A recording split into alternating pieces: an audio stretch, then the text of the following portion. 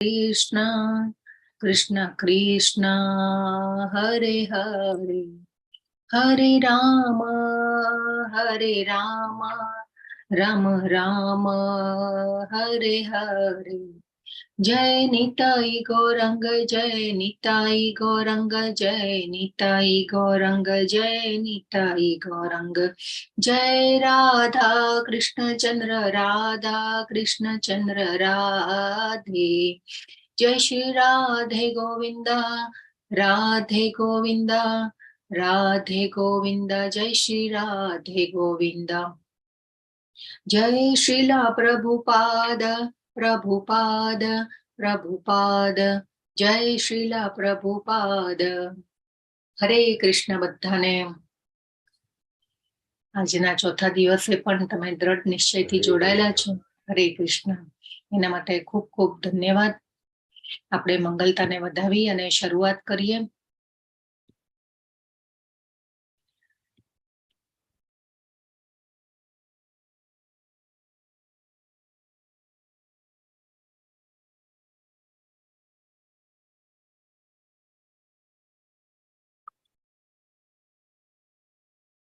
ओम अज्ञानतिमिरान्धस्य ज्ञानाञ्जन शलाकया चक्षुरुन्मीलितं येन तस्मै श्रीगुरवे नमः. श्रीचैतन्यमनोभीष्टं स्थापितं येन भूतले स्वयं रूप कदा मह्यं ददाति स्वपदान्तिकं. वन्देऽहं श्रीगुरो श्रीयुतपदकमलं श्रीगुरून् वैष्णवांश्च श्रीरूपं सागरजातं सहगण रघुनाथान्वितं तं सजीवं साद्वैतं सावधूतं परिजनसहितं कृष्णचैतन्यदेवं श्रीराधा कृष्णपादान् सहगण ललिता श्री विशाखान्वितांश्च. हे कृष्ण करुणा सिन्धो दीनबन्धो जगत्पते गोपेश गोपिकान्त राधाकान्त नमोस्तुते. तप्त काञ्चन गौरांगी राधे वृन्दावनेश्वरी वृषभानुसुते देवी प्रणमामि हरिप्रिये. वाञ्छाकल्पतरुभ्यश्च कृपा सिन्धुभ्य एव च पतितानां पावनेभ्यो वैष्णवेभ्यो नमो नमः. श्री कृष्ण चैतन्य प्रभो नित्यानंद श्री अद्वैत गदाधर श्रीवासादि गौर भक्त वृंद हरे कृष्ण कृष्ण कृष्ण हरे हरे हरे राम राम राम हरे हरे. हरे कृष्ण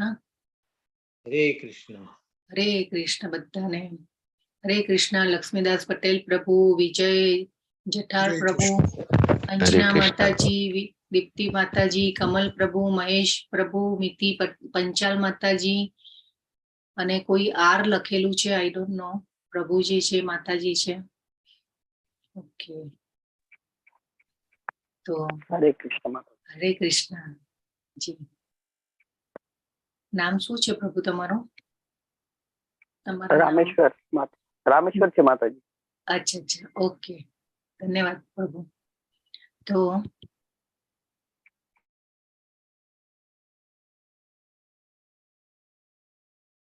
આપણે ભગવાનના ચરણોમાં વંદન કરી અને શરૂઆત કરીએ. આજનો અધ્યાય ચોથો, પણ આપણે ગઈકાલે ત્રીજા અધ્યાયમાં આપણે કર્મયોગ જોયો. થોડી કાલે ટેકનોલોજીની થોડો પ્રોબ્લેમ થઈ ગયો હતો, તો એક 2-4 સ્લાઇડ જે છે એ રન નથી થઈ મારા ટેકનોલોજીના લીધે. તો આજે આપણે થોડી એ જોઈ લઈએ ત્રીજા અધ્યાયમાંથી, અને પછી આપણે ચોથા પર જઈએ. તો એના માટે માફી ચાહું છું. ઘણીવાર ટેકનોલોજી આપણને વરદાન રૂપ છે કે આપણે ઘરે બેઠા એકબીજાની, જેને કહેવાય ને કે આ સમયે પણ આપણે ટેકનોલોજીથી આ જ્ઞાનની ચર્ચા કરી રહ્યા છે, પણ ક્યારેક કઈ પ્રોબ્લેમ આવી જાય તો થઈ જાય છે. ઓકે, આ બધી સ્લાઇડો આપણે જોઈ હતી. આપણે આજે કર્મ અને નિષ્કામ કર્મ અને અકર્મ વિશે આપણે સમજવાનું છે. ગઈકાલના અધ્યાયમાં આ બધી સ્લાઇડ જરા હાઈડ થઈ ગઈ હતી. હવે આઈ ડોન્ટ નો કે કયા કારણે થઈ હતી. તો આપણે ગઈકાલના અધ્યાયમાં ભગવાને કર્મયોગ સમજાવ્યો છે, અને આપણે કર્મના પ્રકારો આપણે ચર્ચા થઈ હતી, પણ આપણે આ સ્લાઇડ દ્વારા ચર્ચા નહોતી થઈ. તો વિકર્મ એટલે કે આપણે જે શાસ્ત્રોના અને ભગવાનના કાયદાઓનો, નિયમોનો ભંગ કરી અને જે કર્મ કરીએ છીએ એને વિકર્મ કહેવાય. હા, એટલે ટોટલી પાપ કર્મ કહેવાય. આપણું અત્યારે રિવિઝન પણ એક થઈ જશે અને આ સાથે આપણે સમજી પણ લઈશું. એ પછી કર્મ. તો કર્મ એટલે ભૌતિક પ્લેટફોર્મ ઉપર આપણે જે કંઈ પણ સારા કર્મો કરીએ, સપોઝ આપણે પુણ્ય કાર્યો કરીએ છીએ, આપણે કોઈની સ્થિતિ ન હોય તો આપણે એ બાળકોને ભણાવીએ, એ પછી અનાથાશ્રમમાં આપીએ, પછી પાણીની પરબો બંધાવીએ, હોસ્પિટલ બંધાવીએ, તો આ બધા જે પુણ્ય કાર્યો કરીએ તો એ કર્મ થઈ ગયું કહેવાય, આપણું એક સારું કર્મ થયું કહેવાય. પરંતુ એની સાથે આપણી ઈચ્છાઓ જોડાયેલી હોય છે, મનના ખૂણે એક ઈચ્છા રહી હોય છે કે મને માન સન્માન મળે, આપણે જ્ઞાતિમાં સમાજમાં આપીએ, આપણી પાસે થોડીક ધન સંપત્તિ નું ભગવાને આપણને ફળ આપ્યું હોય તો આપણને એવી એક મનના ખૂણે એક ઈચ્છા હોય છે કે ભાઈ મને માન સન્માન મળે, મને લોકો જાણે, એવી એક ઈચ્છા હોય છે. તો જો એ ઈચ્છાને આપણા સ્વાર્થ માટે જે કંઈ પણ આપણે આ સારા કર્મ કરીએ છીએ તો એ સકામ કર્મ કહેવાય છે. કામ એટલે ઈચ્છા અને સકામ એટલે ઈચ્છા સાથે કરેલા કર્મ, તો એ સકામ કર્મ કહેવાય. એ પછી આવે છે નિષ્કામ કર્મ. તો નિસ્વાર્થ એટલે કે ઈચ્છાહીન ક્રિયાના ફળ સાથે જોડાયેલું નથી, એને નિષ્કામ કર્મ કહેવાય. એટલે કે આપણો સ્વાર્થ અને ઈચ્છા જોડાયેલી નથી એવા કર્મને નિષ્કામ કર્મ કહેવાય. અને આપણે જોયું તો આપણે ફોર્ડ કંપનીના જે માલિક છે એનું આપણે ઉદાહરણ જોયું હતું અધ્યાયના શરૂઆતમાં જ, કે એમને પોતે દીક્ષા પણ લીધી છે. એમની ધન સંપત્તિનો જેને કહેવાય ને કે બહુ મોટો ભાગ એમને આ માયાપુર મંદિર બનાવવામાં આપ્યો છે. ઇસ્કોનનું જે માયાપુર સંસ્થા છે, મેઇન સેન્ટર છે, ત્યાં જે મંદિર બની રહ્યું છે તો એમાં એમને મોટી સંપત્તિ એમને આપેલી છે. તો એ નિષ્કામ કર્મ કર્યું છે એમને. તો એટલા માટે એમનો દાખલો, તમે ફોર્ડ કંપનીની કાર પણ હશે લગભગ બધા પાસે, ફોર્ચ્યુનર, ટોયોટા ગાડી જે હોય છે, બધી ગાડીઓના માલિક છે, એ બધી ગાડીઓ એમની હાથ નીચે બની રહી છે. તો એ રીતે એ જે છે એ નિષ્કામ કર્મ કરી રહ્યા છે. એટલે એવા કર્મ કરીએ જ્યારે આપણે ભગવાનનું કાર્ય જે કંઈ પણ કરીએ પણ એમાં સ્વાર્થ અને આપણું જે સ્વાર્થ અને ઈચ્છા ન જોડાયેલી હોય ત્યારે નિષ્કામ કર્મ કહેવાય. એ પછી અકર્મ, તો ભક્તિ પ્રવૃત્તિ જેના માટે કોઈ પ્રતિક્રિયા નથી. એટલે આપણે જે બલિદાન આપીએ, આપણે સપોઝ તમે આજે આ જ્ઞાનની ચર્ચામાં આવ્યા છો તે તમારું અકર્મ થયું કહેવાય. તમે આ કોર્સમાં જોડાયા, તમે ભગવદ્ ગીતા વાંચો, ભાગવતમના ક્લાસમાં આવો, તો એ બધું અકર્મ થયું કહેવાય. પછી ભગવાનની સેવા, પૂજા, અર્ચના, ભગવાનને ભોગ ધરાવો, પછી યજ્ઞ કરવો, આપણે મહામંત્રના જપ કરવા, માળા કરવી, તો એ બધા અકર્મ થયા કહેવાય. તો જે આપણને ઘણીવાર એમ થાય કે ભાઈ સારા લોકો સાથે ખરાબ વસ્તુઓ કેમ થાય છે, તો આપણા જે પાપ કર્મના જે ફળ હોય છે, આપણે ગઈકાલે સમજ્યા હતા કે ઓલા શ્લોક દ્વારા કે આપણે જે અન્ન લઈએ છીએ એમાં પણ કેટલું પાપ જોડાયેલું છે. આપણે સમજ્યા હતા કે આપણે જે થાળીમાં ભોજન આપણે કરીએ છીએ, આપણી થાળી સુધી આવે છે ત્યાં સુધીમાં તો કેટલા એવા જીવો મૃત્યુ પામ્યા હોય છે. એટલે અહીંયા આ ભૌતિક જગતમાં જે પણ કંઈ કાર્ય કરીએ છીએ એમાં થોડું ઘણું તો એવું રહેલું જ હોય છે પાપ કર્મ. એટલા માટે ભગવાન કહે છે કે તું જે કંઈ પણ કરે, જે કંઈ પણ ખાય, જે કંઈ પણ અર્પિત કરે એ મને સમર્પણ કરીને પછી તું કર, તો એ તું પાપના બંધનમાંથી છૂટી જઈશ. અર્જુનજીને પણ ભગવાન સમજાવે છે કે તું મારા માટે કર્મ કર, યુદ્ધ કરવાની ઈચ્છા ભગવાનની હતી. એટલા માટે અર્જુનજીને સમજાવે છે ભગવાન કે તું આ યુદ્ધના પરિણામની ચિંતા નહીં કર, એનું ફળ આપવું મારો અધિકાર છે. એટલા માટે તું ઉભો થા, દ્રઢ નિશ્ચય કર, ઉભો થા અને લડ. તો એવી જ રીતે સેમ વે આપણે ભગવાન જે છે, ભગવાનને સેન્ટરમાં રાખીને જો કર્મ કરીએ છીએ તો બંધન લાગતા નથી. એટલે એ રીતે આપણા કર્મના ફળો જે છે એ આવી રીતે, જેને કહેવાય ને કે બીજ રૂપી હોય છે, પછી બીજ અંકુરિત થાય, પછી એ પછી ધીરે ધીરે ઝાડ બને અને વૃક્ષ થાય. તો એ રીતે કર્મના ફળ પણ આપણને આવી રીતે મળતા હોય છે. અને એ કર્મના ફળ તરીકે આપણે સુખ અને દુઃખ ભોગવતા હોઈએ છીએ. એટલે માટે ભગવાન ત્રીજા અધ્યાયમાં ખૂબ સરસ રીતે સમજાવે છે કે આપણે કર્મની આંટી ગૂંથીને આપણે બહુ સારી રીતે સમજી લેવી જોઈએ. તો આપણે આ શ્લોકમાં સમજાતા કે વિષ્ણુ પ્રીત્યર્થે યજ્ઞ તરીકે કર્મ કરવું જોઈએ, અન્યથા આ ભૌતિક જગતમાં કર્મના બંધન ઉત્પન્ન થાય છે. માટે હે કૌંતેય, તું તેમની પ્રસન્નતા અર્થે નિયત કર્મ કર, એ રીતે તું સદા અનાસક્ત અને બંધનમાંથી મુક્ત રહીશ. તો આપણે આ વિષ્ણુ પ્રીત્યર્થે એટલે કે ભગવાનની પ્રસન્નતા અર્થે, ભગવાનની ઇન્દ્રિયોને સંતોષ મળે એ કર્મ આપણે કરવાના છે. હા, એટલા માટે ભગવાનને સેન્ટરમાં રાખીને કર્મ કેવી રીતે કરવા કે ભાઈ ગૃહિણી રસોઈ બનાવે છે તો રસોઈ ભોગ બનાવે છે તો ભોગ ભગવાન અર્થે થઈ રહ્યો છે, તો એ એમને યાદ કરીને જો ભોગ બનાવવામાં આવે અને પછી પ્રસાદ આપણે ભોજન કરીએ તો એ યજ્ઞ થઈ ગયો કહેવાય. હા, એ કેમ કે ભાઈ ભગવાનને સેન્ટરમાં રાખીને કર્યું છે. આપણે જે પ્રભુજીઓ હોય, પુરુષો હોય, આપણે જે આજીવિકાનું જે પણ સાધન હોય તો એ પણ સાધન ઈમાનદારીથી આપણું પ્રામાણિક રીતે આપણા ઘરમાં આવવું જોઈએ. અને એમાંથી આપણે જેને કહેવાય ને કે પ્રભુપાદ તો ખૂબ લખે છે કે 50% પાર્ટ આપણે ભગવાનના કાર્ય માટે આપણે રાખવો જોઈએ અલગ. હા, પરંતુ આપણે બધા ગૃહસ્થીઓ છે, કર્મીઓ છે, આપણી બધી થોડી લિમિટ હોય. હા, તો એ પણ પરંતુ એટલીસ્ટ થોડો ભાગ તો આપણે ભગવાન માટે હંમેશા કાઢવો જ જોઈએ. અને આપણે યજ્ઞ કયો કરવાનો છે? જપ યજ્ઞ. યજ્ઞ નામ જપ યજ્ઞોસ્મી ભગવાન 10મા અધ્યાયમાં કહેશે. તો આપણે યજ્ઞ કરવાનો છે. હવે જો સત્યયુગ જયારે ચાલતો હતો ત્યારે તપ યજ્ઞનો મહિમા હતો. એ તપ કરી અને ભગવાનને પામતા બધા. ભગવાન મનુષ્ય જીવનનો ધ્યેય શું છે? વેદોનો સાર શું છે? શાસ્ત્રોનો ગ્રંથોનો સાર શું છે? કૃષ્ણને જાણવા અને કૃષ્ણને પરમાત્માની પ્રાપ્તિ. આ ભગવદ્ ગીતાનું જ્ઞાન પણ જે ભગવાને આપ્યું છે એ ભગવાન સાથે આપણે કેવી રીતે જોડાઈએ એના માટેનું જ્ઞાન છે. હા, એટલે સત્યયુગ જયારે હતો ત્યારે 1,00,000 વર્ષનું આયુષ્ય હતું. હવે આ જે છે કરદંબ મુનિ છે અને કરદંબ મુનિએ 10,000 વર્ષ સુધી તપ કરેલું અને ભગવાનની પ્રાપ્તિ માટે. એ પછી ત્રેતાયુગ આવ્યો તો ત્રેતાયુગમાં યજ્ઞનું મહત્વ હતું. જયારે સ્વાહા વાળા આપણે જે યજ્ઞો અગ્નિહોત્ર યજ્ઞો કહેવાય એને, તો એ યજ્ઞનું મહત્વ હતું અને એ યજ્ઞ કરી અને ભગવાન જે છે ભગવાનને પામતા બધા. અને યજ્ઞ તરીકે ભગવાનનો 7મો અવતાર પણ થયેલો છે. હા, અને કાલે આપણે જોયું હતું કે હું સર્વવ્યાપી બ્રહ્મ તરીકે હું બધા યજ્ઞોમાં હું અવસ્થિત છું. એ આપણે શ્લોક દ્વારા એક સમજાતા. એટલે આ ત્રેતાયુગમાં જેને કહેવાય ને કે સતયુગમાં 1,00,000 વર્ષનું આયુષ્ય હતું, ત્રેતાયુગમાં 10,000 વર્ષનું આયુષ્ય થયું. હા, અને ત્રેતાયુગમાં એટલે ચેતના ધીરે ધીરે એવી લુપ્ત થતી ગઈ. તો એ 10,000 વર્ષનું આયુષ્ય થતું અને બધા યજ્ઞ કરતા ભગવાનને પામવા માટે. તમે સાંભળ્યું હશે અશ્વમેઘ યજ્ઞ, રાજસૂય યજ્ઞ, બધા યજ્ઞોના આવા નામ પણ તમે સાંભળ્યા હશે. એ પછી દ્વાપર યુગ.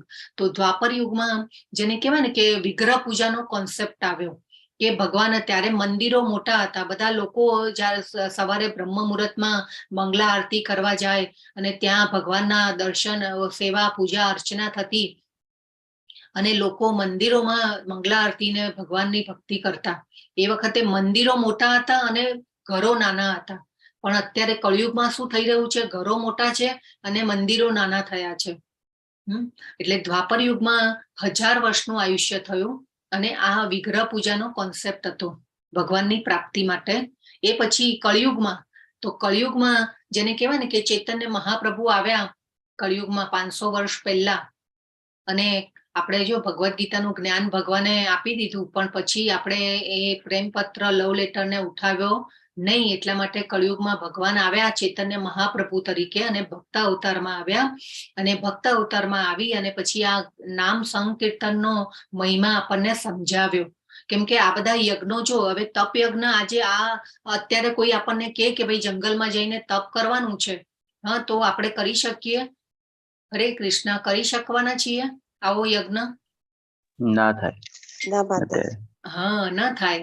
એ પછી અત્યારે જો આ સ્વાહા વાળા યજ્ઞ કરવા હોય, અગ્નિહોત્ર યજ્ઞ, તો પણ ન થઈ શકે. કેમ કે એવા બ્રાહ્મણો, શુદ્ધ ઉચ્ચાર કરવા વાળા બ્રાહ્મણો પણ મળતા નથી, મંત્ર ઉચ્ચાર કરવા વાળા. પછી જે ઔષધિઓ આવે જે યજ્ઞોમાં આહુતિ આપવા માટેની, એ પણ એવી શુદ્ધ મળતી નથી. હા, અને એવું શુદ્ધ ઘી પણ અત્યારે મળતું નથી કે આપણે યજ્ઞમાં હોમી શકીએ. હા, એટલા માટે એ પછી મંદિરમાં વિગ્રહ પૂજાનો કોન્સેપ્ટ આવ્યો તો એ પણ ધીરે ધીરે લુપ્ત થતો ગયો. તો એટલા માટે ભગવાને આવવું પડ્યું અને પ્રગટ થયા ભગવાન ચૈતન્ય મહાપ્રભુ તરીકે. અને આ સંકીર્તનનો જપ યજ્ઞનો મહિમા સમજાવીને ગયા કે ખાલી હરે કૃષ્ણ મહામંત્રનો જપ યજ્ઞ કરશો તો પણ તમે ભગવાનને પામી શકશો. તો એના માટે આ જે છે હરે કૃષ્ણ કૃષ્ણ કૃષ્ણ હરે હરે, હરે રામ રામ રામ હરે હરે. તો આ મંત્ર આપીને ગયા ચૈતન્ય મહાપ્રભુ અને ભક્ત અવતારમાં આવ્યા હતા. અને ચૈતન્ય મહાપ્રભુ સ્વયં કૃષ્ણ છે, કળિયુગમાં હરે કૃષ્ણ મંત્રને ફેલાવવા માટે 500 વર્ષ પહેલા આવેલા હતા.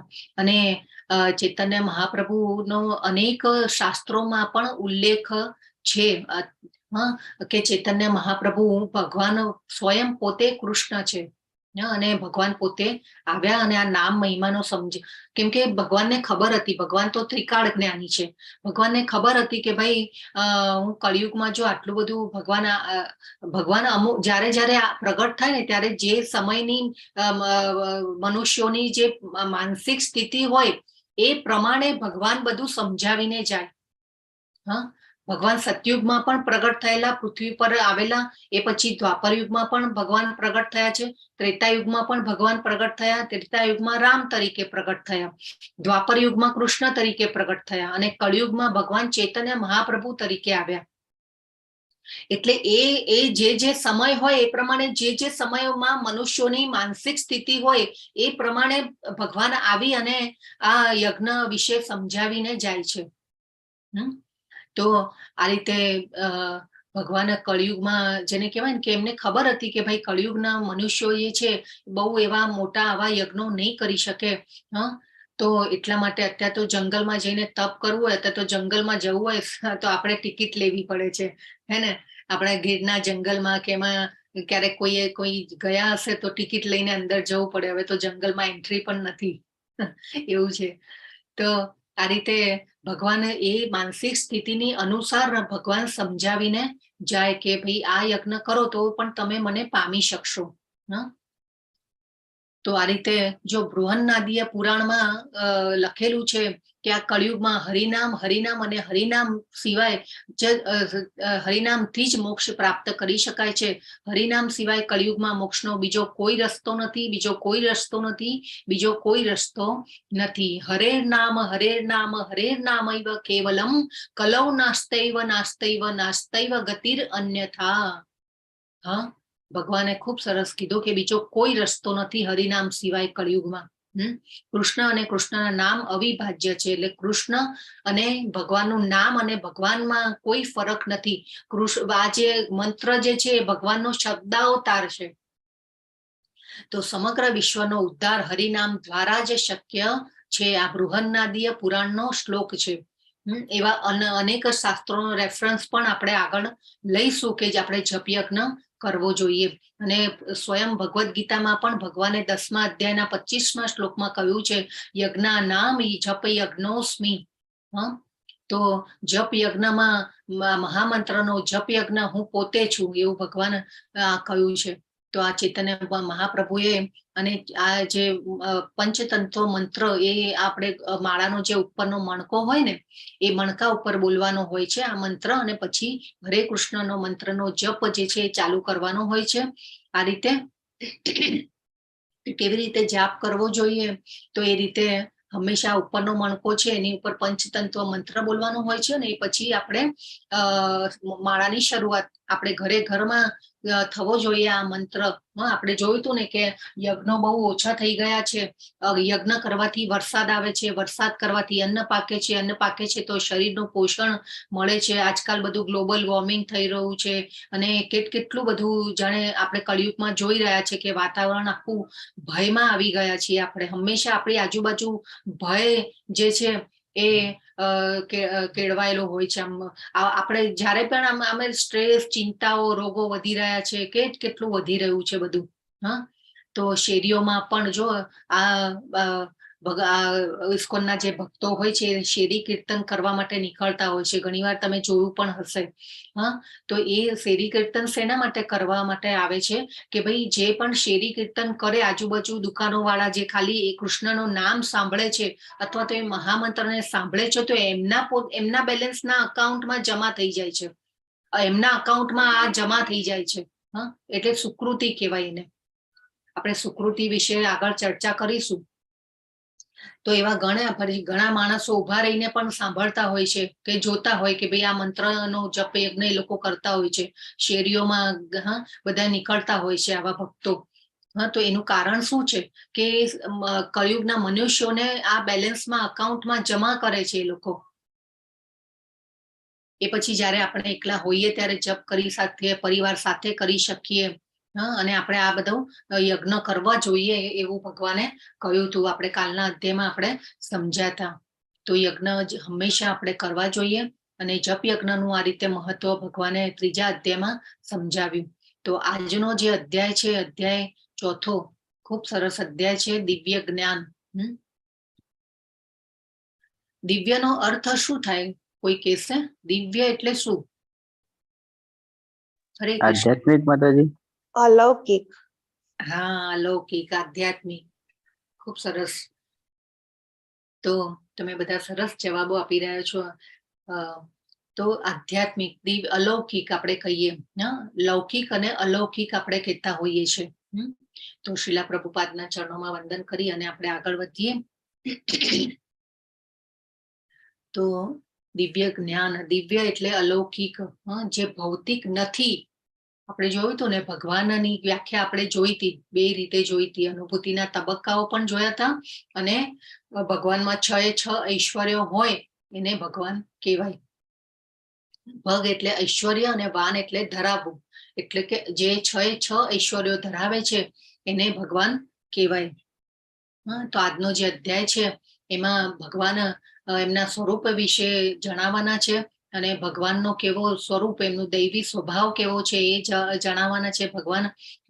અને જ્ઞાનના મંચ ઉપર આપણે કર્મને કેવી રીતે સમજવું એ, અને યજ્ઞ દ્વારા જ્ઞાન યજ્ઞ પ્રાપ્ત કરવાની પદ્ધતિ, પરિણામો અને મહિમા. તો આજનો જે, તો તમને બધાને થશે કે ભાઈ બજારમાં તો ઉપલબ્ધ ગીતાના સેંકડો સંસ્કરણો હોય છે. ઘણા બધા ગુરુઓની ગીતાઓ હોય છે, પણ તમારા મતે ગીતા કઈ યોગ્ય છે એ તમે ચેટ બોક્સમાં લખજો. આપણે આજે જઈએ આગળ. તો ભગવાન, જો શ્રી ભગવાન વાચ, પાછું અહીંયા આવ્યો શ્રી ભગવાન વાચ. તો શ્રી ભગવાન વાચ કેમ છે? કેમ શ્રી કૃષ્ણ વાચ નથી, શ્રી મુકુંદ વાચ નથી, ગોવિંદ વાચ નથી? હરે કૃષ્ણ. કોણ કહેશે? આપણે પહેલા ચર્ચા થઈ હતી. ઓકે, ચલો. લિપિબદ્ધ કોને કર્યા છે? શાસ્ત્રો, ગ્રંથો, પુરાણો, ઉપનિષદોને? વેદવ્યાસજી. હા, ખૂબ સરસ કમલ પ્રભુ. વેદવ્યાસજીએ કર્યા છે, બરાબર. અને વેદવ્યાસજીએ ભગવાનના સર્વોચ્ચ પદને, એટલે કે શ્રી ભગવાન કૃષ્ણ જે છે પૂર્ણ પુરુષોત્તમ છે, એ ભગવાનના પદને બધા જ શાસ્ત્રોમાં, ગ્રંથોમાં એસ્ટાબ્લિશ કર્યું છે. કેમ કે કૃષ્ણ જે છે એ ભગવાન છે. અને ભગવાન 7મા અધ્યાયમાં બધા જ અધ્યાયોમાં ભગવાને એમને પણ જણાવ્યું છે કે ભાઈ મને જ શરણાગત થવાનું છે તમારે. બીજે ક્યાંય આડાવડા ફંટાશો નહીં, એવું ભગવાને કહ્યું છે. આપણે જાણીએ, ધીરે ધીરે બધી ચર્ચાઓ થશે આગળ. તો ભગવાન કહે છે, પૂર્ણ પુરુષોત્તમ ભગવાન શ્રી કૃષ્ણે કહ્યું, મેં આ અવિનાશી યોગના વિજ્ઞાનનો ઉપદેશ સૂર્યદેવ વિવસ્વાનને આપ્યો અને વિવસ્વાને તે માનવોના પિતા મનુને આપ્યો હતો અને બાદમાં મનુએ તે ઉપદેશ ઈક્ષ્વાકુને આપ્યો. તો ચલો, તો તમે બધા કહો કે ભાઈ અહીંયા તો ભગવાન કહે છે કે મેં આ યોગના વિજ્ઞાનનો ઉપદેશ સૂર્યદેવ વિવસ્વાનને આપ્યો. હવે આ ભગવદ્ ગીતાના જ્ઞાનને ભગવાને યોગ કહ્યો છે. યોગ એટલે શું? હરે કૃષ્ણ. ભગવાન સાથે જોડાણ. હા, યસ, ખૂબ સરસ તરલ માતાજી. ભગવાન સાથેનું જોડાણ. આપણે તમે જોજો 18 અધ્યાય સમજશો ને પછી તમને એમ થશે કે ભગવાને આ જ્ઞાન શેના માટે આપ્યું છે કે ભગવાન સાથે આપણે જોડાઈ શકીએ, ભગવાનનો ને આપણો સંબંધ શું છે એ આપણે જાણી શકીએ. એટલા માટે ભગવાને આ જ્ઞાનને યોગ કહ્યું છે. અને બીજું કે આ જ્ઞાનને ભગવાને વિજ્ઞાન પણ કહ્યું છે કે આ વિજ્ઞાનને જાણી અને આપણે ભગવાન પાસે પહોંચી શકીએ. ભગવાન આપણે જાણ્યું કે વ્યક્તિ રૂપે પણ છે અને ભગવાન એમના ધામમાં રહી રહ્યા છે. અનેક બ્રહ્માંડોમાં પણ અત્યારે એમની લીલાઓ ચાલી રહી હશે. અને ભગવાન અહીંયા શું કહી રહ્યા છે? ઇમમ વિવસ્વતે યોગમ પ્રોક્તવાનહમ વાનહ મવ્યયમ વિવસ્વાન મનવે પ્રાહ મનુરીક્ષ્વા કવે બ્રવીત. તો આ સૂર્યદેવ વિવસ્વાનને આપ્યો. સૂર્યદેવનું નામ બીજું વિવસ્વાન પણ છે. હા, અને જો હવે ભગવાન તો કે છે તો પછી તમને આપણે બધા તો શું જાણીએ છીએ કે ભગવદ્ ગીતા કેટલા વર્ષ પહેલા ભગવાને કહી હતી અર્જુનજીને? એપ્રોક્સિમેટલી 5000 વર્ષ. 5000 વર્ષ. હા, ખૂબ સરસ. તો આપણે બધા જાણીએ છીએ કે 5000 વર્ષ પહેલા અર્જુનજીને ભગવાને ગીતા કહી, પરંતુ અહીંયા તો ભગવાન શું કહી રહ્યા છે કે આ યોગના વિજ્ઞાનનો ઉપદેશ સૂર્યદેવ વિવસ્વાનને આપ્યો, અને વિવસ્વાને તે માનવોના પિતા મનુને આપ્યો હતો, અને બાદમાં મનુએ તે ઉપદેશ ઈક્ષ્વાકુને આપ્યો. હા, જો જેવી રીતે અહીંયા પહેલા ભગવાન શરૂઆતમાં ભગવાન પાસેથી જ આ બધું જ્ઞાન આપણે જાણ્યું કે ભગવાને બ્રહ્માજીને આપ્યું હતું, બરાબર? એમના હૃદયમાં જ્ઞાન અને આ બધું શાસ્ત્રોનું, ગ્રંથોનું, પુરાણો, ઉપનિષદોનું જ્ઞાન કોની પાસેથી આવેલું છે? ભગવાન પાસેથી આવેલું છે. અને ભગવાને સૂર્યદેવને આપ્યું. સૂર્યદેવે માનવોના પિતા મનુને આપ્યું, મનુએ ઈક્ષ્વાકુ રાજાને આપ્યું. એટલે આ જે જ્ઞાન જે છે એ ગુરુ શિષ્ય પરંપરા દ્વારા આપણી પાસે પણ આવેલું છે. એટલે ગુરુ શિષ્ય પરંપરાનું ખૂબ મહત્વ છે કે આપણે પણ આ જ્ઞાન કેવી રીતે લેવું જોઈએ કે જે પરંપરા દ્વારા આવેલું હોય, સ્વયં ભગવાન કૃષ્ણ પાસેથી આવેલું હોય, એ પરંપરામાં જે આવેલા હોય ગુરુ, એ પ્રમાણે આપણે આ જ્ઞાનને લેવું જોઈએ. હા, તો આ ખૂબ મહત્વનો શ્લોક છે. એ પછી બીજા શ્લોકમાં ભગવાન કહે છે કે એ રીતે હે અર્જુન, આ પરમ વિજ્ઞાન ગુરુ શિષ્ય પરંપરા દ્વારા પ્રાપ્ત થયું, અને રાજર્ષિઓએ એ જ રીતે જાણ્યું, પરંતુ કાળાંતરે આ પરંપરા તૂટી ગઈ, અને તેથી આ વિજ્ઞાન યથાર્થ રૂપમાં લુપ્ત થયેલું જણાય છે. તો જો અહીંયા એવમ પરંપરા પ્રાપ્તમ એ શબ્દ છે ને, એ ખૂબ મહત્વનો છે આ શ્લોકમાં, કે આ પરમ વિજ્ઞાન ગુરુ શિષ્ય પરંપરા દ્વારા પ્રાપ્ત થયું, અને રાજર્ષિઓએ એ જ રીતે જાણ્યું. રાજર્ષિઓ એટલે કે વૈદિક કાળમાં રાજાઓ રાજ્ય કરતા, બરાબર છે? અને એ રાજાઓ કેવા હતા? ઋષિઓ જેવા હતા, એટલા માટે રાજર્ષિઓ કહેવાય છે. અને આ ભગવદ્ ગીતાનું જ્ઞાન શેના માટે ભગવાને આપ્યું કે આ રાજાઓ જે છે એ આ ભગવદ્ ગીતાનું જ્ઞાન લઈ અને પોતે તો જ્ઞાની થાય, અને પરંતુ એ જે શાસન એવી રીતે કરે કે એ જે એમના રાજ્યમાં જે પ્રજા જે છે એ પણ ભગવાન સાથે જોડાય અને આધ્યાત્મિક પ્રગતિ કરે. કેમ કે મનુષ્ય જીવનનો ધ્યેય શું છે? કૃષ્ણને જાણવા અને ભગવાનની પાસે આપણે પહોંચવું. તો મનુષ્ય જીવનનો ધ્યેય એ જ છે. તો એ જ રીતે રાજર્ષિઓએ જાણ્યું, પરંતુ કાળાંતરે આ પરંપરા તૂટી ગઈ, અને તેથી આ વિજ્ઞાન યથાર્થ રૂપમાં લુપ્ત થયેલું જણાય છે. જો હવે આ એવમ પરંપરા પ્રાપ્તમ એટલે આ ભગવાન કે છે કે આ કાળાંતરે આ પરંપરા તૂટી ગઈ હતી, કેમ કે આ ભગવદ્ ગીતાનું જ્ઞાન જે છે એ લુપ્ત થયેલું જણાયું ભગવાનને. એટલા માટે ભગવાને અર્જુનજીને યોગ માયામાં નાખ્યા કે આ જ્ઞાન જે છે એ ભગવાને તો ધરાતલ ઉપરથી જવાના હતા, યુદ્ધ પૂરું થયા પછી એમના ધામમાં પરત જવાના હતા. એટલા માટે ભગવાને અર્જુનજીને પસંદ કર્યા. અર્જુનજીને કેમ પસંદ કર્યા એ પણ આગળ આવશે. તો એટલા માટે ભગવાને આ પરંપરા, હવે જો અત્યારે પણ આજકાલના ઘણા કહેવાતા ગુરુઓ છે એ ભગવદ્ ગીતા પોતે બનાવે છે ને પોતે લખે છે. પણ એમાં શું કરે કે પોતાના વિચારો પોતે અંદર નાખે. હવે જે એમાં કૃષ્ણની બાદબાકી જ થઈ ગઈ હોય. તો એવી રીતે ભગવાનને ત્યારે પણ લાગ્યું હશે કે આ જે ધર્મનું જ્ઞાન જે છે કે લોકો કેવી રીતે મારી સાથે જોડાય.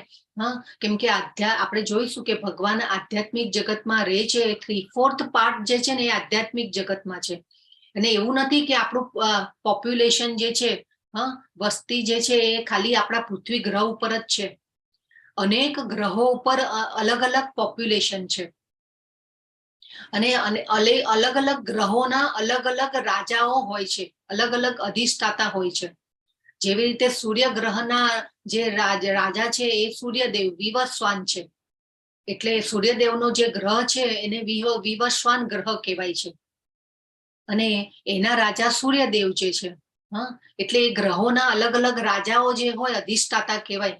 ભગવદ્ ગીતાની ભાષામાં આપણે અધિષ્ઠાતા કહેવાય. એટલે એ અધિષ્ઠાતા હોય એ પ્રજાનું શાસન પણ એવી રીતે કરે. આપણને એમ થાય કે આ ખાલી આપણે પૃથ્વી ઉપર છીએ તો પૃથ્વી ઉપર જ વસ્તી છે, અને પણ એવું નથી. અનેક અલગ અલગ ગ્રહોમાં પોપ્યુલેશન છે. એ આપણે આવતીકાલે કે જોઈશું 5મા અધ્યાયમાં આપણે ગોલોક ચાર્ટ સમજીશું ત્યારે આપણે જોઈશું. અલગ અલગ ગ્રહોમાં અલગ અલગ પોપ્યુલેશન છે, અને અલગ અલગ ગ્રહોના અલગ અલગ અધિષ્ઠાતા છે, રાજાઓ છે. અલગ અલગ ગ્રહોમાં બુદ્ધિનું લેવલ પણ અલગ હોય છે, હાઈટ અલગ હોય છે, ચેતના અલગ હોય છે. અને આપણા કર્મ પ્રમાણે આપણને અલગ અલગ ગ્રહોમાં મૂકવામાં આવે છે. શરીર મળે છે એ રીતનું. ભગવાને 84 લાખ યોની બનાવી છે, અને એ પ્રમાણે આપણે આ જીવન જેવું જીવ્યા હોઈએ એ પ્રમાણે આટલું શરીરનું એ પ્રમાણ છે કે આપણે આ જીવનમાં શું કર્યું છે. તો એ રીતે ભગવાન અહીંયા કહે છે કે આ વિજ્ઞાન યથાર્થ રૂપમાં લુપ્ત થયેલું જણાયું. તો આપણે સાચા ગુરુને કેવી રીતે આપણે ઓળખવા જોઈએ, તો એની પણ ઓળખ કેવી રીતે આપણે કરવી જોઈએ, તો એનું મહત્વ આ 2 શ્લોકોમાં બતાવેલું છે કે આપણે જે ગુરુ શિષ્ય પરંપરા દ્વારા જો જ્ઞાન આવ્યું હોય આપણી પાસે, તો આપણે રાઈટ ડિરેક્શનમાં આગળ વધી શકીએ છીએ. નહીં તો પછી અંધશ્રદ્ધાઓમાં કૂપાઈ જઈએ અને કોઈ રોંગ ડિરેક્શનમાં જતા રહીએ તો આપણી આધ્યાત્મિક પ્રગતિ જે છે એ અટકી જાય. તો એટલા માટે આપણે સાચા ગુરુને ઓળખવા જોઈએ. તો એના માટે કોઈ પણ મંત્ર જે શિષ્ય અનુક્રમમાં આવતો નથી તે ફળહીન માનવામાં આવે છે. તેથી 4 દૈવી વ્યક્તિઓ કલીના યુગમાં શિષ્યની શાળાઓમાં દેખાશે. જો આ છે ને શ્લોક છે શાસ્ત્રનો, અને એના દ્વારા કહેવામાં આવ્યો છે આ 4 વૈષ્ણવ સંપ્રદાયના સ્થાપક લક્ષ્મી અથવા શ્રી બ્રહ્મ, રુદ્ર અને સનક ઋષિ છે. અને કલિયુગના આચાર્યો જેઓ તેમની રેખાઓનું પાલન કરે છે તેઓ ઓરિસ્સાના પવિત્ર શહેર પુરુષોત્તમમાં દેખાશે. તો જો હવે આ 4 સંપ્રદાયો છે, 4 સંપ્રદાયોમાં ભગવાન પાસેથી જે જ્ઞાન બ્રહ્માજીએ લીધું છે, અને એ બ્રહ્માજીએ લીધું છે એ બ્રહ્મ સંપ્રદાય કહેવાય છે. અને બ્રહ્મ સંપ્રદાયમાં માધવાચાર્ય ગુરુ આચાર્ય આવી ગયા અને એમને આ જ્ઞાનનો ફેલાવો કર્યો. તો એ આપણો જે ઇસ્કોન સંસ્થા જે છે એ બ્રહ્મ માધવ ગૌડીય સંપ્રદાય કહેવાય છે. એ પછી ભગવાન પાસેથી જે જ્ઞાન લક્ષ્મીજી શ્રી સંપ્રદાય કહેવાય છે. તો ભગવાને જે લક્ષ્મી માતાને જ્ઞાન આપ્યું અને એ જ્ઞાન જે ફેલાયું, અને એ સંપ્રદાયમાં રામાનુજાચાર્ય આચાર્ય આવી ગયા અને એમને આ જ્ઞાનનો બહોળો પ્રચાર કર્યો. એ પછી આવે છે ભગવાન પાસે આ ભગવદ્ ગીતાનું જ્ઞાન અને રુદ્ર સંપ્રદાય એટલે કે શિવજી. ભગવાને જે શિવજીને જ્ઞાન આપ્યું અને શિવજી પાસેથી જે જ્ઞાન આવ્યું એ રુદ્ર સંપ્રદાય કહેવાય છે. અને રુદ્ર સંપ્રદાયમાં વિષ્ણુ સ્વામી આચાર્ય આવી ગયા. આપણો જે હવેલી સંપ્રદાય છે, આપણે પુષ્ટિ માર્ગી સંપ્રદાય કહી શકીએ એને કહેવાય છે. તો એ જે સંપ્રદાય છે એ આ રુદ્ર સંપ્રદાય કહેવાય છે. તો એમાં પણ આપણે વલ્લભાચાર્યજી આવી ગયા અને એમને ગૃહ સેવાનો મહિમા સમજાવ્યો કે ભગવાનની ગૃહ સેવા કરવી જોઈએ. આજે પણ આપણા ઘરમાં ઘણીવાર આપણા ગુજરાતી ઘરોમાં ભગવાન કૃષ્ણની જેને કહેવાય ને કે વાત્સલ્ય ભાવમાં સેવા થતી હોય છે. બધા લાલાજીને રાખે છે અને એમની સેવા કરે છે, વિગ્રહ સેવા લાલનના રૂપમાં કરે છે. તો એ રુદ્ર સંપ્રદાય છે. એ પછી આવે છે બ્રહ્મ, આ 4 કુમારોનું સંપ્રદાય. 4 કુમારો એટલે કે સનક, સનંદન, સનાતન અને સનક. તો એ જે 4 કુમારો એટલે કે બ્રહ્માજીના પુત્રો છે. જ્યારે સૃષ્ટિનું પ્રથમ શરૂઆત થઈ, સર્જન થયું, તો એમાં 4 કુમારો બ્રહ્માજીએ એમના 4 પુત્રોને ઉત્પન્ન કર્યા. અને પરંતુ એ પુત્રોએ પણ સૃષ્ટિના સર્જનમાં કે અમે પ્રજાની વૃદ્ધિ કરી શકીશું નહીં, અમારે તો ભગવાનની પ્રાપ્તિ માટે તપ કરવું છે. તો એ લોકોએ ના પાડી સૃષ્ટિના સર્જનમાં, કેમ કે ત્યારે પોપ્યુલેશનની જરૂર હતી, તો એમને પણ ના પાડી દીધી. અને એ પછી જેને કહેવાય ને કે બ્રહ્માજીને થોડોક ક્રોધ આવ્યો કે ભાઈ અમારા પુત્રોએ કેમ ના પાડી લગ્ન કરવાની, અને પછી એ કે નહીં અમે તો ભગવાનની પ્રાપ્તિ કરીશું, અમારે તો એ જ કરવું છે. એટલા માટે થોડો ક્રોધ આવ્યો. એટલે એ ક્રોધમાં ભગવાન બ્રહ્માજી જે છે એ તમો ગુણમાં થોડા ક્રોધ તમો ગુણનું પ્રાધાન્ય કરે છે. એટલા માટે બ્રહ્માજીના જે આ હોય ને બે ભ્રમરોની વચ્ચે જે ભવા કહેવાય એને, હા, તો એ ભવામાંથી રુદ્ર ઉત્પન્ન થયા, શિવજી ઉત્પન્ન થયા. એટલે શિવજીની ઉત્પત્તિ એટલે શિવજી જે છે એ બ્રહ્માજીના પુત્ર છે. અને એ પછી શિવજીનું ને સર્જન કરવા માટે કે છે બ્રહ્માજીને, એટલે બધી આખી ભાગવતમાં કથા છે આગળ, એમાં આપણે ડિટેલમાં નહીં જઈએ અત્યારે. તો એ જે કુમારોનો જે સંપ્રદાય આવ્યો, જે કુમારો દ્વારા, એ 4 કુમારો દ્વારા જે જ્ઞાન ફેલાયું, તો એ સંપ્રદાય જે છે એ કુમાર સંપ્રદાય કહેવાય છે. અને એમાં નિંબાકાચાર્ય કરીને આચાર્ય થઈ ગયા અને એમને આ જ્ઞાનનો ફેલાવો કર્યો, ભક્તિના સાયન્સનો ફેલાવો. તો આ રીતે ગુરુ શિષ્ય પરંપરામાં જે જ્ઞાન આવેલું હોય એ જ જ્ઞાનને આપણે મૂળભૂત જ્ઞાન તરીકે જાણવું જોઈએ અને એવા જ ગુરુ પાસેથી આપણે જ્ઞાન લેવું જોઈએ, એવું ભગવાન અહીંયા કહી રહ્યા છે આપણને આ શ્લોક દ્વારા. આપણે કેમ શ્રીલા પ્રભુપાદની ભગવદ્ ગીતાને ફોલો કરીએ છીએ? કેમ કે શ્રીલા પ્રભુપાદ છે એ આ રીતે, જો અહીંયા આ ભગવાન કૃષ્ણ, એ પછી બ્રહ્માજી, એ પછી નારદજી, વેદવ્યાસજી, પછી માધવાચાર્ય, પછી આ રીતે જે આખું કોષ્ટક જે આપેલું છે એ આવી રીતે આવેલા છે. એટલે શ્રીલા પ્રભુપાદ 32મા નંબર ઉપર છે. આ શ્રીલા પ્રભુપાદના ગુરુ ભક્તિ સિદ્ધાંત સરસ્વતી મહારાજ, એમના ગુરુ ગૌર કિશોરદાસ બાબા, એમના ગુરુ ભક્તિ વિનોદ ઠાકુર, એમના ગુરુ બલદેવ ભૂષણજી, એ પછી આ જે છે વિશ્વનાથ ચક્રવર્તી ઠાકુર. તો આ રીતે આ બધા ગુરુઓના નામ પણ આપણે બોલીએ ને તો પણ આપણી ચેતના શુદ્ધ થાય. તો આ રીતે ભગવાન પાસેથી આ જ્ઞાન બ્રહ્માજી પાસે આવ્યું, નારદજી પાસે આવ્યું, અને આ રીતે પરંપરામાં આ જ્ઞાન આવેલું છે અને આપણે આ મૂળભૂત જ્ઞાનને લઈ રહ્યા છીએ. તો એટલા માટે આ કોષ્ટકને સમજવું બહુ જરૂરી છે આપણે. આજકાલ આપણે એમેઝોન ઉપર કે ક્યાંય પણ આપણે ઓનલાઈન શોપિંગ કરતા હોઈએ છીએ, કે સામાન્ય આપણે જેને કહેવાય ને કે ઘરમાં બટર આવતું હોય કે દૂધ આવતું હોય તો પણ આપણે જાણે કે આપણે વિચાર કરીએ છીએ કે ભાઈ આ અમૂલનું છે કે નહીં, આ સારી બ્રાન્ડનું છે કે નહીં. પછી એમેઝોન ઉપર આપણે ઓનલાઈન શોપિંગ પણ કરતા હોઈએ છીએ તો પણ આપણે કેટલો સર્ચિંગ કરીને પછી એ બધું આપણે શોપિંગ કરતા હોઈએ છીએ, ખરીદી કરતા હોઈએ છીએ જોઈને. તો આ તો આપણે આધ્યાત્મિક જ્ઞાન લેવા જઈ રહ્યા છીએ. તો એ રીતે સમજવું જોઈએ આપણે કે આપણે આવા ગુરુ પરંપરા દ્વારા જે જ્ઞાન આવેલું હોય, મૂળભૂત રીતે જે જ્ઞાન આવેલું હોય એ રીતે આપણે જ્ઞાનને લેવું જોઈએ. નહીં તો પછી આપણે રોંગ ડિરેક્શનમાં જતા રહીએ, અંધશ્રદ્ધાઓમાં ખૂંપી જઈએ, તો એ પછી આપણું આધ્યાત્મિક સુસાઇડ કહેવાય. તો આ રીતે 6 ગોસ્વામીઓ છે. એ 6 ગોસ્વામીમાં રૂપ ગોસ્વામી જે છે, આપણે મંગલાચરણમાં પણ એમને વંદન કરતા હોઈએ છીએ. 6 ગોસ્વામીઓ છે, એમના નામ પણ મંગલાચરણમાં આવતા હોય છે. તમારે ધીરે ધીરે તો આ ગોસ્વામીઓને પણ ચરણોમાં વંદન.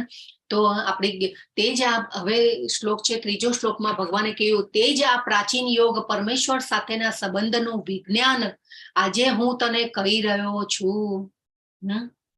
આ પ્રાચીન યોગ ભગવાન શું કે છે? સ એવાયમ મયા તેદ્ય યોગ પ્રોક્ત પુરાતન શબ્દ જો આપણે પાછો આવ્યો ને સંસ્કૃતમાંથી જ, આપણા જે ગુજરાતી અમુક શબ્દો છે બધા સંસ્કૃતની લેંગ્વેજમાંથી જ આવેલા છે. કેવું છે આ જ્ઞાન? પુરાતન છે. એટલે આ ભગવદ્ ગીતાનું જ્ઞાન પણ અવિનાશી જ્ઞાન છે. ભગવાને કહ્યું ને કે મેં પેલા સૂર્યદેવને પણ આપેલું, પછી સૂર્યદેવે મનુને આપ્યું, મનુએ ઈશ્વાકોને આપ્યું.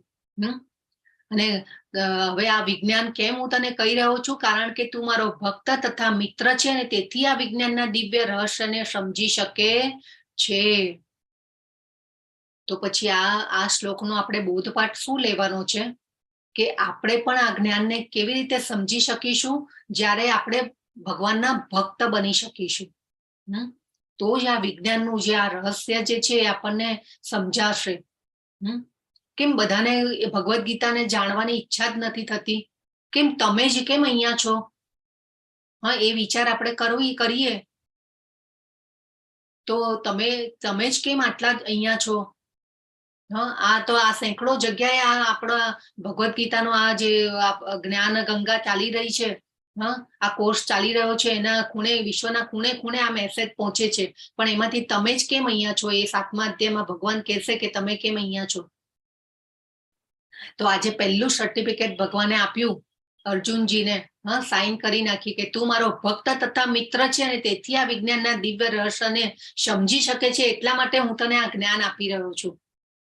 હા, એટલે આ ખૂબ મહત્વનું છે કે આપણે પણ જો ભગવાનના ભક્ત બનીશું તો આ વિજ્ઞાનને સમજી શકીશું. અને આ ભગવાને આ જ્ઞાનને વિજ્ઞાન કેમ કહ્યું છે? હા, વિજ્ઞાનને એના માટે કહ્યું છે કે આપણે આ જે છે ને આ રહસ્ય છે, આ રહસ્ય બધા સમજી શકતા નથી કે ભાઈ આપણે ભગવાન પાસે પહોંચવાનું છે. આપણે જોયા હતા ને અનુભૂતિના તબક્કા, બ્રહ્મ, પરમાત્મા અને ભગવાન. તો આ અનુભૂતિના તબક્કા એ ભગવાન એવા ઉચ્ચ લેવલના ભક્તો હોય તો એમને ભગવાન જ્યારે કહેવાય કે એવા અનુભવ પણ કરાવતા હોય, તો એ સમજી શકે, એ ભક્તો જ સમજી શકે આ શુદ્ધ વિજ્ઞાન. એટલા માટે આ રહસ્ય છે એક કે ભાઈ આપણે ભગવાન પાસે પહોંચવાનું. મનુષ્ય જીવનનો ધ્યેય શું છે એ લોકોને ખબર જ નથી, અજ્ઞાનમાં છે, કેમ કે ભગવદ્ ગીતાનું જ્ઞાન નથી. અને ભગવાનનો અધિકાર હોય ને કૃપા હોય ને તો જ મળે આ ભગવદ્ ગીતા જાણવાની ઈચ્છા થાય. નહીં તો ઘણા બધાને ઈચ્છા જ નથી થતી ભગવદ્ ગીતા જાણવાની. તો અર્જુને કહ્યું હવે જો અર્જુનજીને એક પ્રશ્ન થાય છે કે ભાઈ સૂર્યદેવ વિવસ્વાન તમારા જન્મથી તો જ્યેષ્ઠ છે, હું કેવી રીતે સમજી શકું કે શરૂઆતમાં તમે તેને આ વિજ્ઞાનની સૂચના આપી હતી? અર્જુનજી અત્યારે મૂંઝવણમાં મુકાયેલા છે, એટલે એમને એક પાછો પ્રશ્ન થયો કે ભગવાન તમે કહો છો કે ભાઈ મેં આ જ્ઞાન, ભગવદ્ ગીતાનું જ્ઞાન પહેલા સૂર્યદેવને આપેલું હતું, હા, અને અત્યારે તમે તો અહીંયા મારી સામે ઉભા છો, તો હું કેવી રીતે સમજુ કે ભાઈ તમે પહેલા સૂર્યદેવને આ જ્ઞાન આપ્યું હતું? હા, તો તમે કેવી રીતે, તમે તો મારા સમકાલીન છો, તમે તો મારી સામે ઉભા છો, અત્યારે આપણે બે એકબીજાની સામે ઉભા છીએ, તો હું કેવી રીતે સમજુ કે તમે આ સૂર્યદેવને આપેલું? તો આપણે ગીતા, આપણે ખાલી આપણે જો કળિયુગના મનુષ્યો છીએ, હા, આપણી ઇન્દ્રિયો જે છે અપૂર્ણ છે, એટલા માટે આપણે સમજી શકતા નથી. અને આપણે ભગવદ્ ગીતાનું જ્ઞાન નથી, એટલે આપણને ખબર નથી કે આ ભગવદ્ ગીતાનું જ્ઞાન ભગવાને પહેલા સૂર્ય ભગવાનને પણ આપ્યું હતું. હા, તો આ રીતે તો હવે ભગવદ્ ગીતાનું જ્ઞાન આપણે કેટલા વર્ષો પહેલા સૂર્ય ભગવાને કહેલું, હા, તો એના માટે આપણે એક સમયને સમજવો પડે. હા, આપણે જો પહેલા જ અધ્યાયમાં આપણે જોયું હતું કે ભગવદ્ ગીતાના 5 વિષયોને આપણે સમજવાના છીએ. તો એ 5 વિષયોમાં હતા ભગવાન, કર્મ, કાળ, પ્રકૃતિ અને 5 વિષયોમાં બરાબર છે. ભગવાન, કર્મ, પ્રકૃતિ, કાળ અને બીજું શું હતું? હરે કૃષ્ણ, કોઈને યાદ છે? તો એમાંથી આપણે જે કાળ જે છે, ચલો આપણે યાદ કરીને હું તમને કહું છું. તો જીવ, 5મો વિષય છે જીવ, બરાબર છે, જીવાત્મા. તો આ રીતે સમયને આપણે સમજવો પડે. કાળ જે છે, કાળ એટલે કે સમય. હા, તો સમયને સમજવા માટે આપણે કેવી રીતે સમજી શકીએ કે આપણાથી લાંબુ આયુષ્ય જે ધરાવતા હોય, બરાબર, તો એના સમયને આપણે બેન્ચમાર્ક લઈ અને પછી જો આપણે સમયને સમજીએ તો આપણને સમજાય કે જો આપણે જોયું ને કે અનેક ગ્રહોમાં અલગ અલગ સમયની અવધિ હોય છે. આપણે પૃથ્વીનું 1 વર્ષ, હા, એ એટલે દેવો જે સ્વર્ગના દેવતાઓ જે છે એમનું 1 દિવસ થયો કહેવાય. તો આ સમય જે છે ને અલગ અલગ ગ્રહોમાં સમયની અવધિ પણ અલગ અલગ હોય છે. તો આપણે અત્યારે બ્રહ્માજીનો બેન્ચમાર્ક લઈ અને આપણે સમયની અવધિને સમજી રહ્યા છીએ. હા, કાળ એટલે કે સમય. આપણે આ ભૌતિક જગતમાં કાળનું પ્રભુત્વ હોય છે અને કાળના પ્રભુત્વને લીધે આપણું મૃત્યુ પણ થાય છે. તો આ રીતે સમજવાનું છે. આપણે કાળ વિશે અત્યારે આપણે જાણી રહ્યા છીએ. તો હવે સપોઝ આપણે નાનું બાળક હોય અને નાના બાળકને આપણે સ્કૂલે મૂક્યું હોય, તો સ્કૂલે મૂકીએ તો એને આપણે ફૂટપટ્ટીનું માપ આપીને સમજાવીએ હા કે બેટા આ જે છે 12 ઇંચની જે ફૂટપટ્ટી હોય આપણે એને સમજાવીએ કે આ 12 ઇંચ એટલે 1 ફૂટ થયું કહેવાય. એ પછી એને આપણે સેન્ટીમીટર માટે સમજાવીએ, બરાબર, મીટરનું જ્ઞાન આપીએ, અને એ પછી સેન્ટીમીટર પછી પણ મિલીમીટર નું જ્ઞાન આવે, બરાબર છે. તો આપણે બધા જે છીએ ને એ મિલીમીટર વાળા છીએ. તો આ રીતે આપણે સમજવાનું છે. જો અહીંયા મારો કર્સર આપણો એરો ફરી રહ્યો છે, નીચે એકદમ સૌથી નીચે ખૂણામાં કલયુગ લખેલું છે. તો કલયુગ કેટલા વર્ષનો છે? 4,32,000 વર્ષનો કલયુગ છે. અને કલયુગ કરતા ડબલ દ્વાપર યુગ છે, 8,64,000 નું. એ પછી કલયુગ કરતા 3 ગણો 12,96,000 વર્ષનો ત્રેતાયુગ, અને કલયુગ કરતા 4 ગણો 17,28,000 નો આ સતયુગ છે. તો હવે આ 4 યુગોને ભેગા કરીએ ત્યારે એક દિવ્ય યુગ બને. અને એ પછી ઉપર આપણે જઈએ તો આવા 71 એટલે કે 71 દિવ્ય યુગને ભેગા કરીએ ત્યારે એક મન્વંતર બને. આપણે બધા અત્યારે 7મા મનુના મન્વંતરમાં છીએ.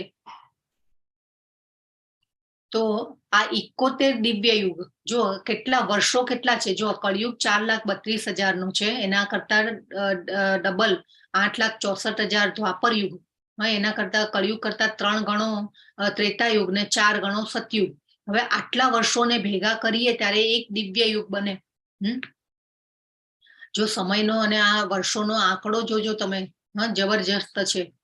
એ પછી આ 4 યુગને ભેગા કરીએ ત્યારે એક 71 દિવ્ય યુગ ભેગા કરીએ ત્યારે એક મન્વંતર બને. અને આવા 14 મન્વંતરો ભેગા કરીએ ત્યારે એક કલ્પ બને. અને એની ઉપર જઈએ ત્યારે આપણે આ જે કલ્પ, એક કલ્પ એટલે એક બ્રહ્માજીનો એક દિવસ થયો, અને એટલા જ વર્ષોની પાછી એક રાત્રિ થઈ. એટલે બ્રહ્માજીનો સમય જો આપણા કેટલા વર્ષોનો આંકડો કરીએ ત્યારે આ બ્રહ્માજીનો એક દિવસ થાય. તો જો અહીંયા નીચે મિલિયનમાં છે, પછી એનાથી ઉપર જઈએ તો બી મિલિયન છે, એ પછી અહીંયા બિલિયન છે, અને અહીંયા ટ્રિલિયન છે, ટ્રિલિયન યર્સ, 36,000 કલ્પ.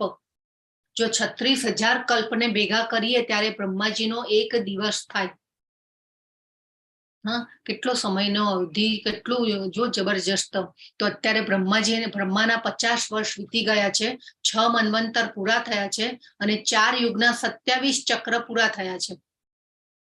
સત્ય, ત્રેતા અને દ્વાપર યુગ. અને કલયુગમાં સમય, અત્યારે કલયુગનો સમય કેટલો વીત્યો છે? 5,117 વર્ષ. હજી તો 5,117 વર્ષ વીત્યા છે, અને 4,32,000 નો કળયુગ છે. તો હજી કેટલો સમય કળયુગનો બાકી છે એ આપણે જાણી શકીએ છીએ આના ઉપરથી. તો બ્રહ્માનું જીવનનું પણ અહીંયા આ આપેલું છે કેલ્ક્યુલેશન. આ બધું શાસ્ત્રોમાં આપેલું છે. આ શાસ્ત્રોના આધારે આ બધા કોષ્ટક બનાવવામાં આવ્યા છે.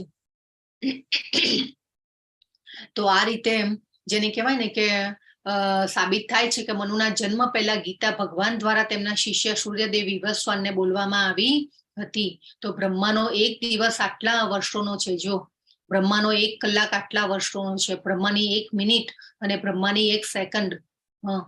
જો એકમ, દશક, 100,000, 10,000 ને લાખ.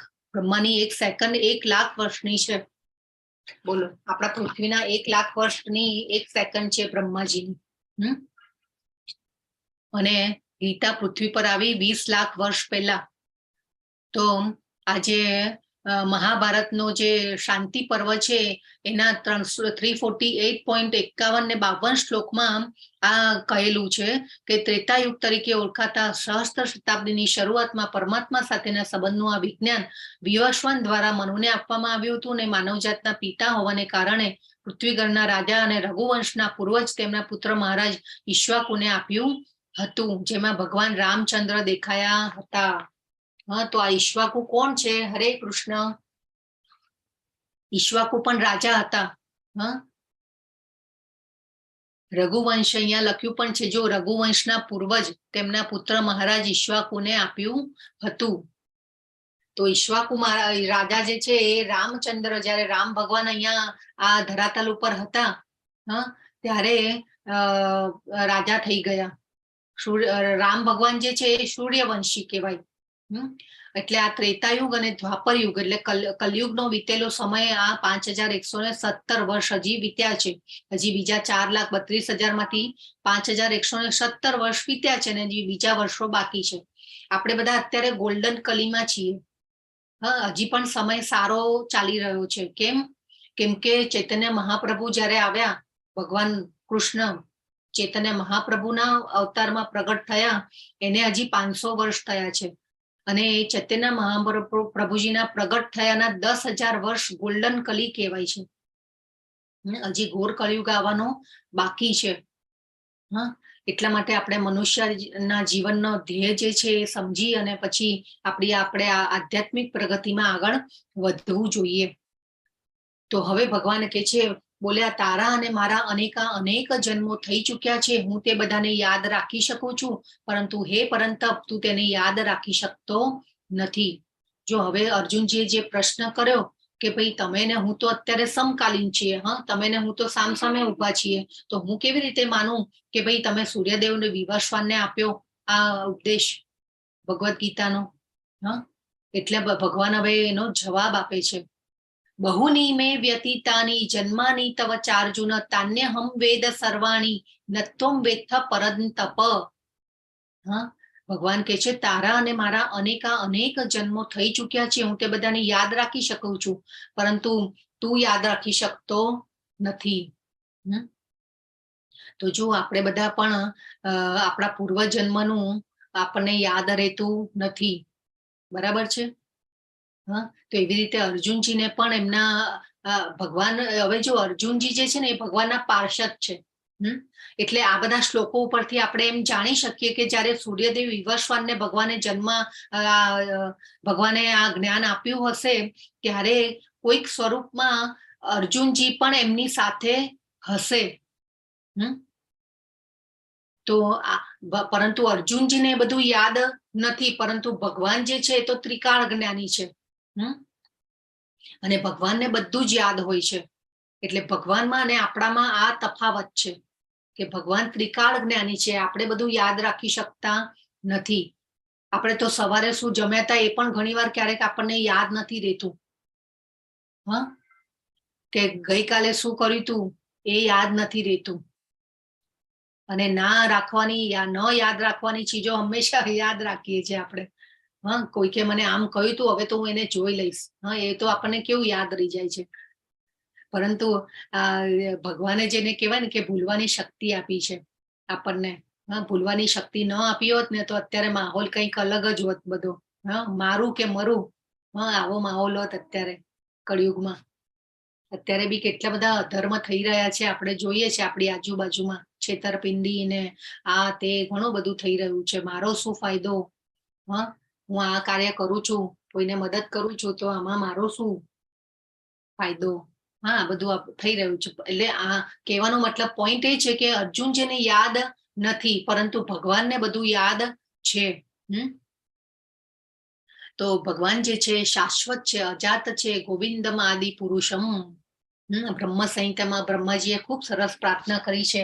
ઈશ્વર પરમ કૃષ્ણ સચ્ચિદાનંદ વિગ્રહ અનાદિરાદિર ગોવિંદમ તમહમ ભજામી. તો ભગવાન કેવા છે? આદિ પુરુષ છે. જ્યારે આ સૃષ્ટિની રચના નહોતી થઈ ત્યારે પણ ભગવાન અસ્તિત્વમાં હતા, અને ભગવાનથી જ આ સૃષ્ટિની રચના થઈ છે. આ ભૌતિક જગત પણ ભગવાનમાંથી ઉદ્ભવ થયેલું છે. અને ભગવાનના ઉદરમાં બધું સમાયેલું છે. ભગવાન એમના નાભી કમળમાંથી વિશ્વ કમળ ઉત્પન્ન કરે છે, બ્રહ્માજીને ઉત્પન્ન કરે છે, અને પછી સૃષ્ટિનું સર્જન થયેલું છે. એટલે આપણે બધા જે છીએ એ ભગવાનના અંશ કહેવાઈએ. આપણે બધા ભગવાનના વિભિન્ન અંશો કહેવાઈએ. તો હવે ભગવાન કહે છે, જો કે હું અજન્મા છું અને મારો દિવ્ય દેહ કદી નાશ પામતો નથી, તથા હું સર્વ જીવોનો સ્વામી છું, તેમ છતાં હું દરેક યુગમાં મારા દિવ્ય મૂળ રૂપમાં પ્રગટ થાઉં છું. અજો અપી સન્ન અવ્યય આત્મા. અવ્યય એટલે કે અવિનાશી, જેનો વિનાશ થતો નથી. અને ભૂતાનામ ઈશ્વરો અપી સન્ન. ભૂતાનામ એટલે કે જીવાત્મા, અને ઈશ્વરો એટલે કે જીવાત્માઓનો હું ઈશ્વર છું. અને બીજું કે છે પ્રકૃતિમ સ્વામ અધિષ્ઠાય, પ્રકૃતિનો હું અધિષ્ઠાતા છું. ભગવાન કે છે અને સંભવામી આત્મમાયયા, હું મારી ઈચ્છાથી પ્રગટ થાઉં છું. હા, ભગવાન પોતે નક્કી કરે છે કે મારા માતા પિતા કોણ હશે, હું કેવી રીતે પ્રગટ થઈશ. ભગવાન એમની ઈચ્છાથી પ્રગટ થાય છે અને કેમ પ્રગટ થાય છે એ પણ આપણે આગળના શ્લોકમાં જોઈશું. તો ભગવાન કેવા છે? અજો અપી, અજો એટલે કે અજન્મા છે. ભગવાનને જન્મ અને મૃત્યુ જેવું કઈ હોતું નથી. આપણા બધાનો જન્મ થાય છે, મૃત્યુ થાય છે, આપણે બધા સુખ દુઃખ ભોગવીએ છીએ. હા, કોઈક વાર જીવનમાં હસતા હોઈએ, કોઈ વાર રડતા હોઈએ જીવનમાં. હા, તો આ બધું આપણને હોય છે, બાકી ભગવાનને કોઈ આ બધી વસ્તુ હોતી નથી. ભગવાન તો અજન્મા છે અને અવ્યય આત્મા, અવિનાશી આત્મા છે ભગવાન. અને પ્રકૃતિમ સ્વામ અધિષ્ઠાય, ભગવાન કે છે પ્રકૃતિમ સ્વામ અધિષ્ઠાય એટલે પ્રકૃતિ જો કેવી, ભગવાને તો ભગવાન ઋતુઓ કેટલા ઋતુઓ ચેન્જ થાય છે, જાત જાતના ધન ધાન્ય ફળ ફ્રૂટ આપણા માટે કેટલી બધી વ્યવસ્થા ભગવાને કરી છે. હા, શિયાળો ઉનાળો ચોમાસું વરસાદ, કેટલી અદ્ભુત પ્રકૃતિની રચના ભગવાને કરી છે. તો આ બધી કોના દ્વારા શક્ય થાય છે? ભગવાન દ્વારા થાય છે. આપણી પાસે આપણા કોઈ જન્મ અને મૃત્યુનો કંટ્રોલ છે નથી, પરંતુ ભગવાન જે છે આ પ્રકૃતિના કંટ્રોલર છે. પ્રકૃતિ જે છે એ ભગવાનની દેખરેખ હેઠળ કાર્ય કરે છે. આપણને થાય કે આ પૃથ્વી ગ્રહ ફરી રહી છે, પૃથ્વી તરે છે આકાશમાં, બધા ગ્રહો આકાશમાં તરી રહ્યા છે, તો એ કેવી રીતે શક્ય બને છે? ભગવાનની શક્તિ દ્વારા શક્ય બને છે. એ આગળ આપણે શ્લોકમાં પણ જોઈશું.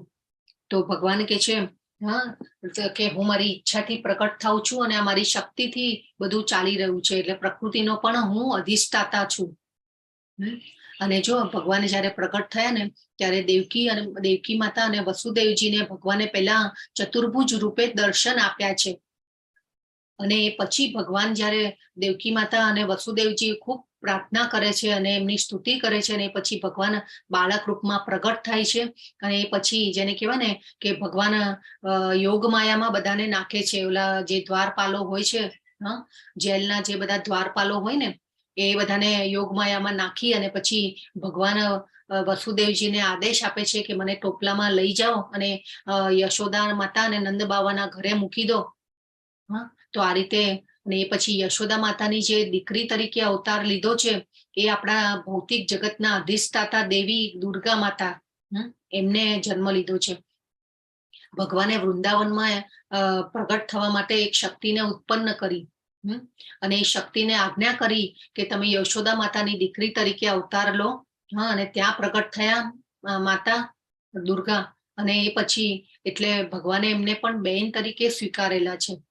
આ બધું શાસ્ત્રોમાં ઉલ્લેખ છે. તો આ રીતે ભગવાને પહેલા ચતુર્ભુજ રૂપે પ્રગટ થયા. આપણા દુર્ગા દેવી જે છે આપણા અધિષ્ઠાતા દેવી છે, ભૌતિક જગતના અધિષ્ઠાતા દેવી છે. બધો કારભાર ભૌતિક જગતનો દુર્ગા માતા અને શિવજી સંભાળે છે. હવે ભગવાન કે છે જો ક્યારે પ્રગટ થાય છે? યદા યદા હિ ધર્મસ્ય ગ્લાનિર્ભવતિ ભારત અભ્યુત્થાનમ અધર્મસ્ય તદાત્માનમ સૃજામ્યહમ. આ તો શ્લોક બહુ ફેમસ થયેલો. ક્યારે ફેમસ થયેલો? હરે કૃષ્ણ. જ્યારે ઘરે ઘરે મહાભારતનું પ્રસારણ થતું દૂરદર્શન પર. હા, યસ, ખૂબ સરસ વિજય પ્રભુ. બહુ ફેમસ થયેલો હે ને આ શ્લોક. તો હે ભરતવંશી, જ્યાં અને જ્યારે ધર્મનું પતન થાય છે, અધર્મનું ભારે વર્ચસ્વ જામે છે, તે સમયે હું સ્વયં અવતરું છું. આ ઘટના કોઈને ખબર છે? ચિત્રમાં દેખાય છે? આ ઘટના ખબર છે કોઈને? ચિત્રમાં દેખાઈ રહી છે. દ્રૌપદી હા, વસ્ત્રાહરણ. ના માતાજી, એ ના, નથી. કંસ દેવકી માતાને જો મૂકવા જતો હોય છે ને પછી આકાશવાણી થાય છે એ ટાઈમ. હા, યસ, ખૂબ સરસ પ્રભુ. ઓકે. તો પહેલા તો વૈદિક કાળમાં એવું હતું કે જયારે બહેનને વળાવવા જાય ત્યારે ભાઈ મૂકવા જાય રથમાં, એટલે રથમાં મૂકવા જતા હોય છે. કંસ દેવકીને સાસરે વળાવવા માટે જતા હોય છે, અને ત્યારે આકાશવાણી થાય છે કે ભાઈ આ દેવકીનું 8મું બાળક તારો વધ કરશે. તો જો તરત ભાઈ તરીકે બેનને મારવા માટે હાથ ઉગામે છે ને તલવાર ઉપાડે છે. હા, એટલે અધર્મ કરે છે. તો ત્યારે જ્યારે આ દ્વાપર યુગમાં બહુ અધર્મ વધી ગયો હતો, બધા રાજાઓ પોતપોતાનું મનસ્વીપણે જેને કહેવાય ને કે શાસન કરતા હતા. ભગવાને કહ્યું હતું ને કે ભાઈ આ વિજ્ઞાન લુપ્ત થયેલું જણાયું મને. કાળક્રમે પરંપરા તૂટી ગઈ હતી. એટલે ત્યારે પણ એવા પાખંડીઓ હશે કે જેને કહેવાય ને કે અધર્મ ફેલાવતા હશે. બરાબર, અત્યારે પણ કળિયુગમાં પણ અધર્મ ફેલાઈ રહ્યો છે, પણ અલગ જાતનો અધર્મ છે બધું. અત્યારે પણ આ બધું થોડું ઘણા અંશે તો બધું અંદર બધું ઘણું એવા કર્મો થતા હોય છે કે જેને આપણે અધર્મ કહી શકીએ. તો આ બધું જે થઈ રહ્યું છે, તો આ ભગવાન કે છે જ્યારે પણ અધર્મ, જો ભાગવતમાં છે ને કળિયુગના અંતે ભગવાન કલ્કી રૂપમાં અવતાર લેશે એવું પણ લખેલું છે. જો આપણા શાસ્ત્રો, ગ્રંથો, પુરાણો જે છે કેટલા જેને કહેવાય ને કે દિવ્ય છે અને આધ્યાત્મિક છે. આ બધી જે શોધો થઈ આપણી, વિમાનોની શોધ, પછી આપણે અત્યારે જે ગાયનોકોલોજીસ્ટમાં સોનોગ્રાફી થઈ રહી છે, ત્યારે આપણને ખબર પડે છે કે ભાઈ બાળકનો વિકાસ પહેલા મહિનાથી 9મા મહિના સુધી કેવી રીતે થશે, એ બધું તો હવે શોધાયું. પણ ભાગવતમમાં તો આ બધો ઉલ્લેખ પણ છે સોનોગ્રાફીમાં, કે હમણાં ખબર પડી ડોક્ટરોને તો, પણ ભાગવતમમાં તો કેટલા વર્ષોથી છે એમાં ઉલ્લેખ કે કયા મહિને કેટલો વિકાસ થાય છે બાળકનો. વિમાનોની શોધ તો હમણાં થઈ, લગભગ ઘણા વર્ષો પહેલા, પણ વિમાનો તો પહેલા પણ હતા. તો વૈદિક કાળમાં તો જો વૈદિક કાળમાં આપણે જોઈશું કે વિમાનો દ્વારા બધા એક ગ્રહમાંથી બીજા ગ્રહમાં જઈ શકતા હતા. રામ ભગવાન પણ પુષ્પક વિમાનમાં બેસીને લંકાનું યુદ્ધ પતાવીને અયોધ્યા આવ્યા હતા. તો આ બધું આપણને શાસ્ત્રોમાં વર્ણન આપેલું છે. તો જ્યારે ધર્મ વધી જાય છે, ધર્મનું પતન થાય છે, ત્યારે ભગવાન જે છે પ્રગટ થાય છે. તો ભગવાનના 10 અવતારો કયા કયા છે? હરે કૃષ્ણ, ચાલો બોલો, બધાને ખબર હશે. ભગવાનના અવતારો, ભગવાન પ્રગટ થયા હતા. હરે કૃષ્ણ માતાજી. જી. મત્સ્ય અવતાર, કૂર્મ અવતાર, વરાહ અવતાર, નરસિંહ અવતાર, વામન અવતાર, પરશુરામ અવતાર, રામ અવતાર, કૃષ્ણ અવતાર, બલરામ અવતાર અને બુદ્ધ અવતાર. કલ્કી યુગમાં છેલ્લે કલિયુગમાં કલ્કી અવતાર. બરાબર, ખૂબ સરસ. પછી જો આપણે દત્તાત્રેય અવતાર ને બધા ઘણા બધા અવતારો થાય છે. આપણે તો શાસ્ત્રોમાં જે ઉલ્લેખ આપેલા છે એ જ અવતારોને આપણે જાણી શકીએ છીએ. પરંતુ ભગવાનના તો અનેક અવતારો અત્યારે પણ અનેક બ્રહ્માંડોમાં ભગવાન અવતાર કરતા હશે, પ્રગટ થતા હશે, અને અનેક જગ્યાએ અલગ અલગ લીલાઓ ચાલતી હશે ભગવાનની.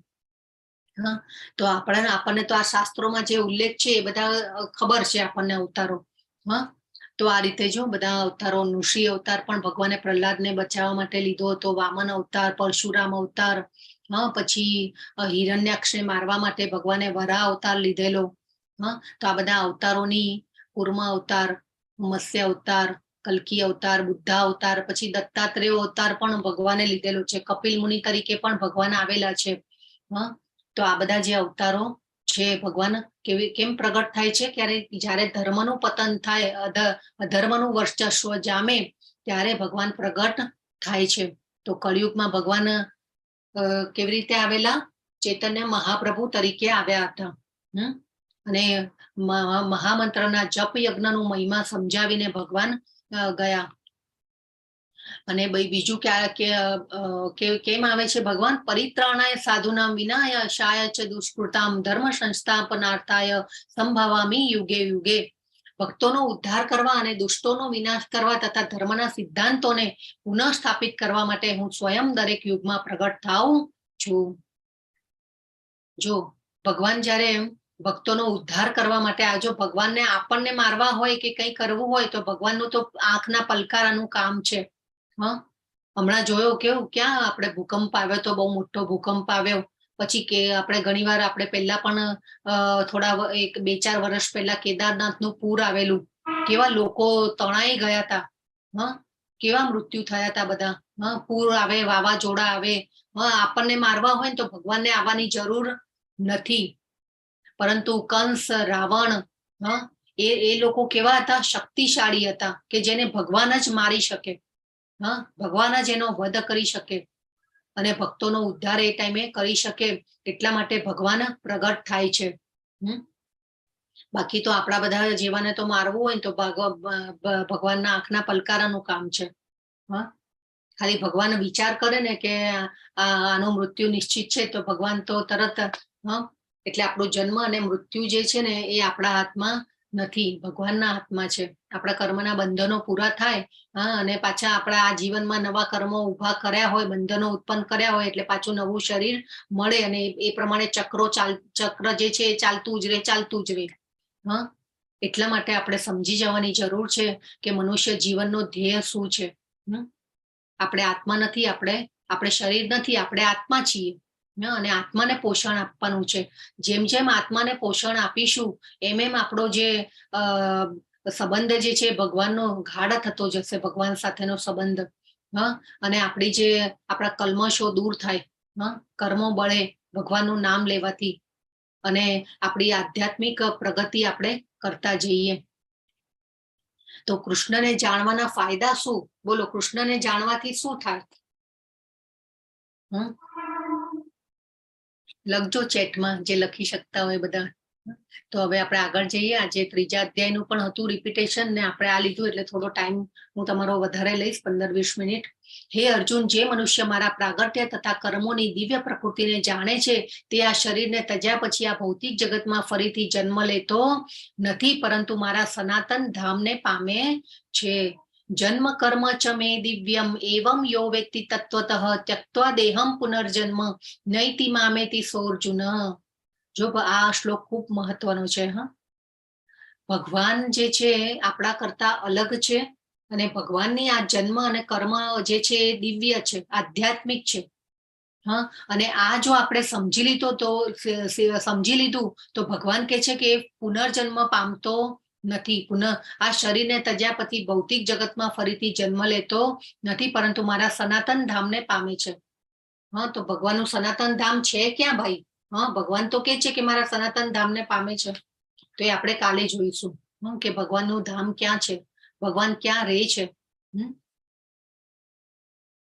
તો આપણા અને કૃષ્ણ વચ્ચે શું ફરક છે? તો આપણે જાણ્યું ને કે ભાઈ આપણે તો ભૂલી જઈએ છીએ. આપણે તો સવારે શું ખાધું હતું એ પણ ભૂલી જઈએ છીએ. તો ભગવાનને આપણામાં વચ્ચે ફરક છે. ભગવાનનું સ્વરૂપ જે છે આધ્યાત્મિક છે. ભગવાનના શરીર અને આત્મા વચ્ચે કોઈ ફરક નથી, પરંતુ આપણું શરીર અને આત્મા અલગ છે. જેવો શરીરમાંથી આત્મા નીકળી જાય કે પછી સ્થૂળ શરીર જે છે એનો આપણે અંતિમ સંસ્કાર કરતા હોઈએ છીએ. અને ભગવાનનું સ્વરૂપ કેવું છે? હંમેશા નવ યુવાન રહે છે.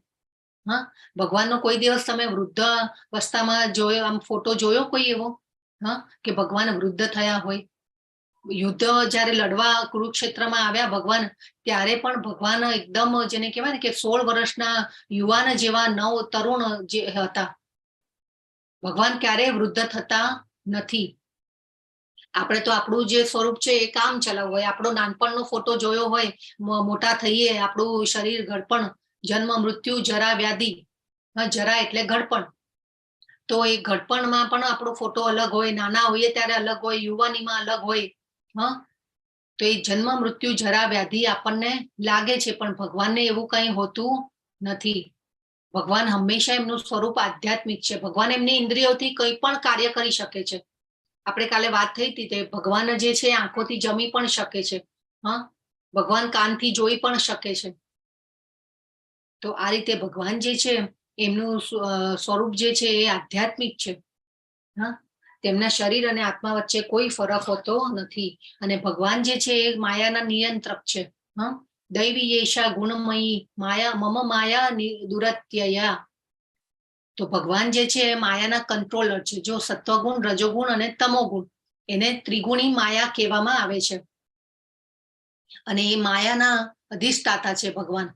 એ જે ત્રિગુણી માયા છે એ ભગવાનની દેખરેખ નીચે કાર્ય કરે છે, કંટ્રોલર છે ભગવાન ત્રિગુણી માયાના. તો આપણે આ જાણી લેવાનું છે કે ભગવાન અને આપણા વચ્ચે ફરક છે. કૃષ્ણ માયાના અધિષ્ઠાતા છે. હમણાં જ ભગવાને કહ્યું ને ઓલા શ્લોકમાં, પ્રકૃતિમ સ્વામ અધિષ્ઠાય, પ્રકૃતિનો હું કંટ્રોલર છું. સંભવામી આત્મમાયા પ્રકૃતિમ સ્વામધિષ્ઠાય ભગવાને કહ્યું. તો આને આપણે છીએ બધા એ માયા દ્વારા નિયંત્રિત છીએ. માયા આપણને કંટ્રોલ કરે છે.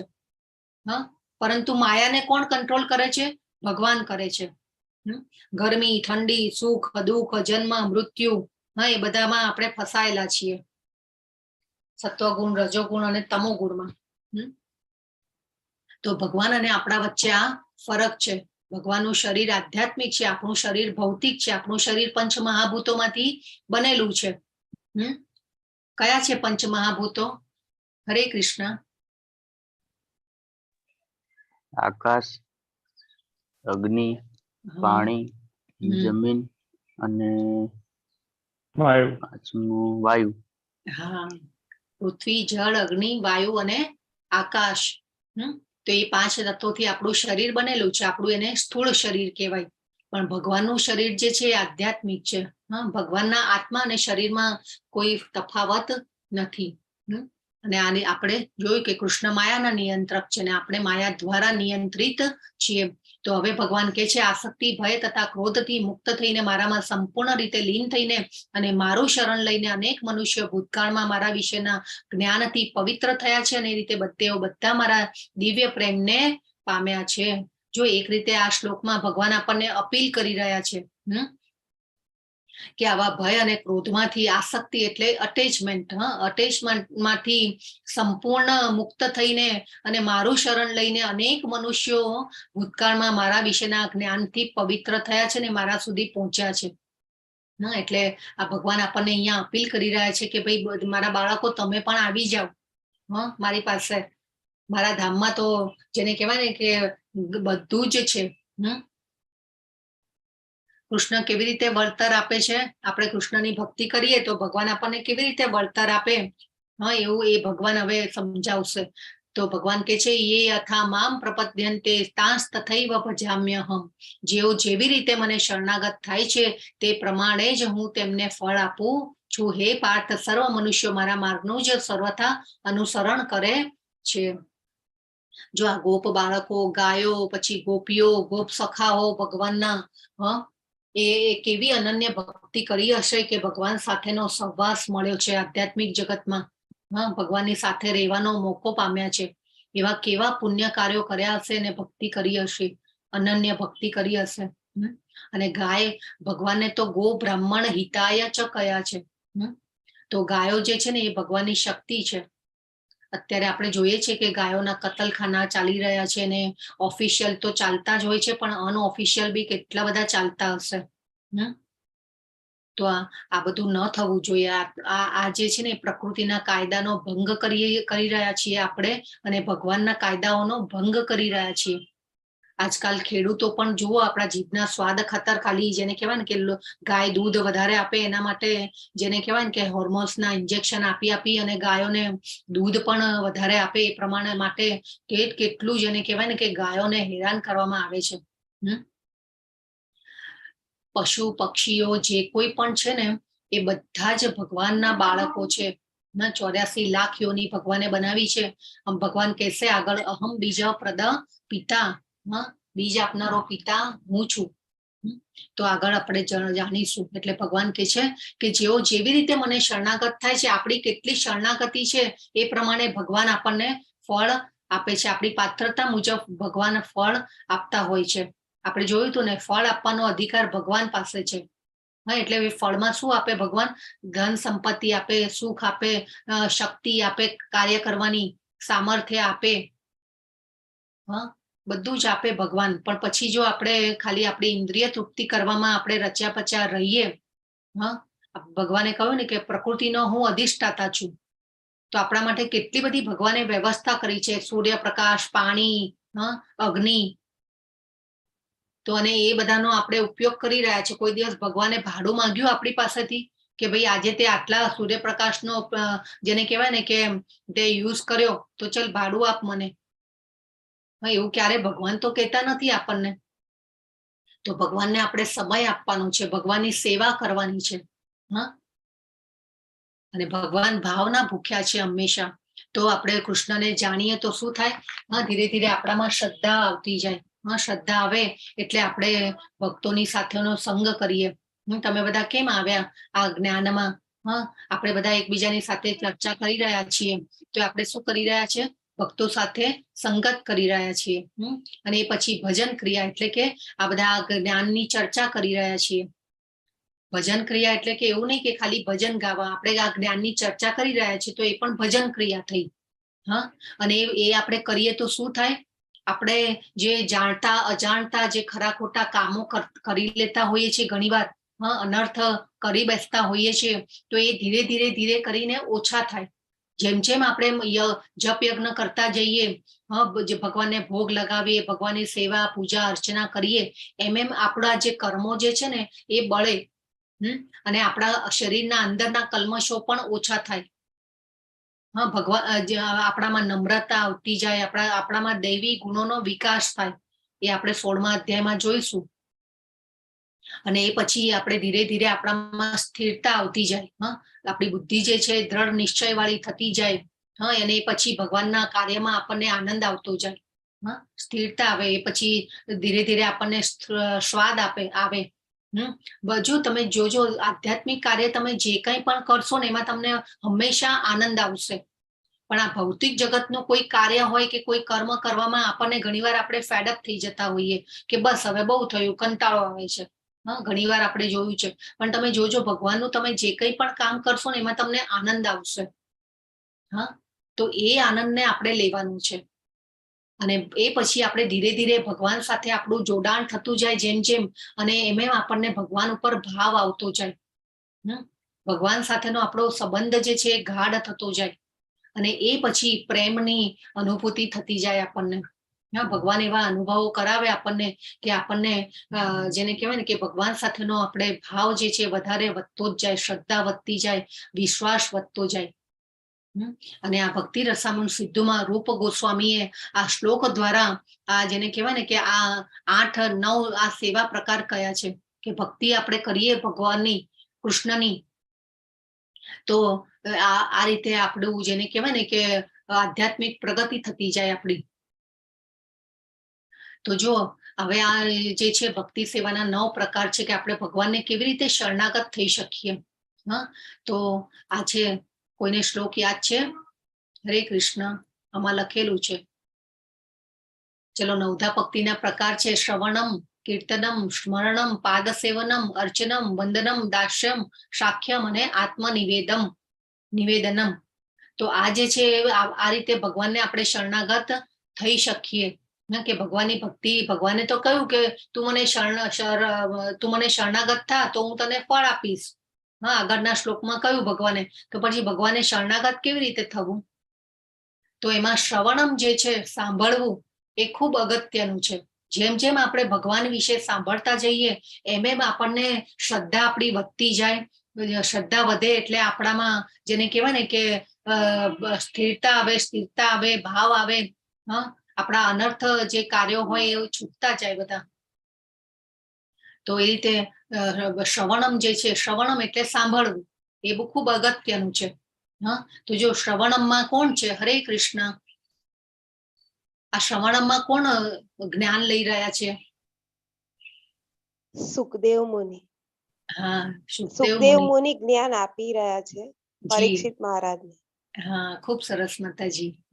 પરીક્ષિત મહારાજને તક્ષક નાક કરડવાનો હતો ને એમને ખબર પડી કે ભાઈ 7 દિવસ પછી મારું મૃત્યુ થવાનું છે. તો તરત જેને કહેવાય ને કે બધું રાજ્ય પાઠ છોડી, પરીક્ષિત મુનિ કોણ છે ખબર છે? હરે કૃષ્ણ. અર્જુનના પૌત્ર, અભિમન્યુના પુત્ર. ખૂબ સરસ કમલ પ્રભુ. તો બધું એમની પાસે તો આખું પૃથ્વીનું સમ્રાટપણું હતું, રાજ્ય હતું. તે છતાં ભાઈ બધું જ છોડી અને બેસી ગયા ભગવાનની પ્રાપ્તિ કરવા માટે. અને 7 દિવસમાં સુખદેવજી પાસેથી ભાગવત સાંભળ્યું છે એમને, અને પછી એમનું મૃત્યુ થયું છે. એ તક્ષક નાગ તો એમને પછી કરડ્યો, પણ એ પહેલા તો એ ભગવાનના ધામમાં પહોંચી ગયા હતા.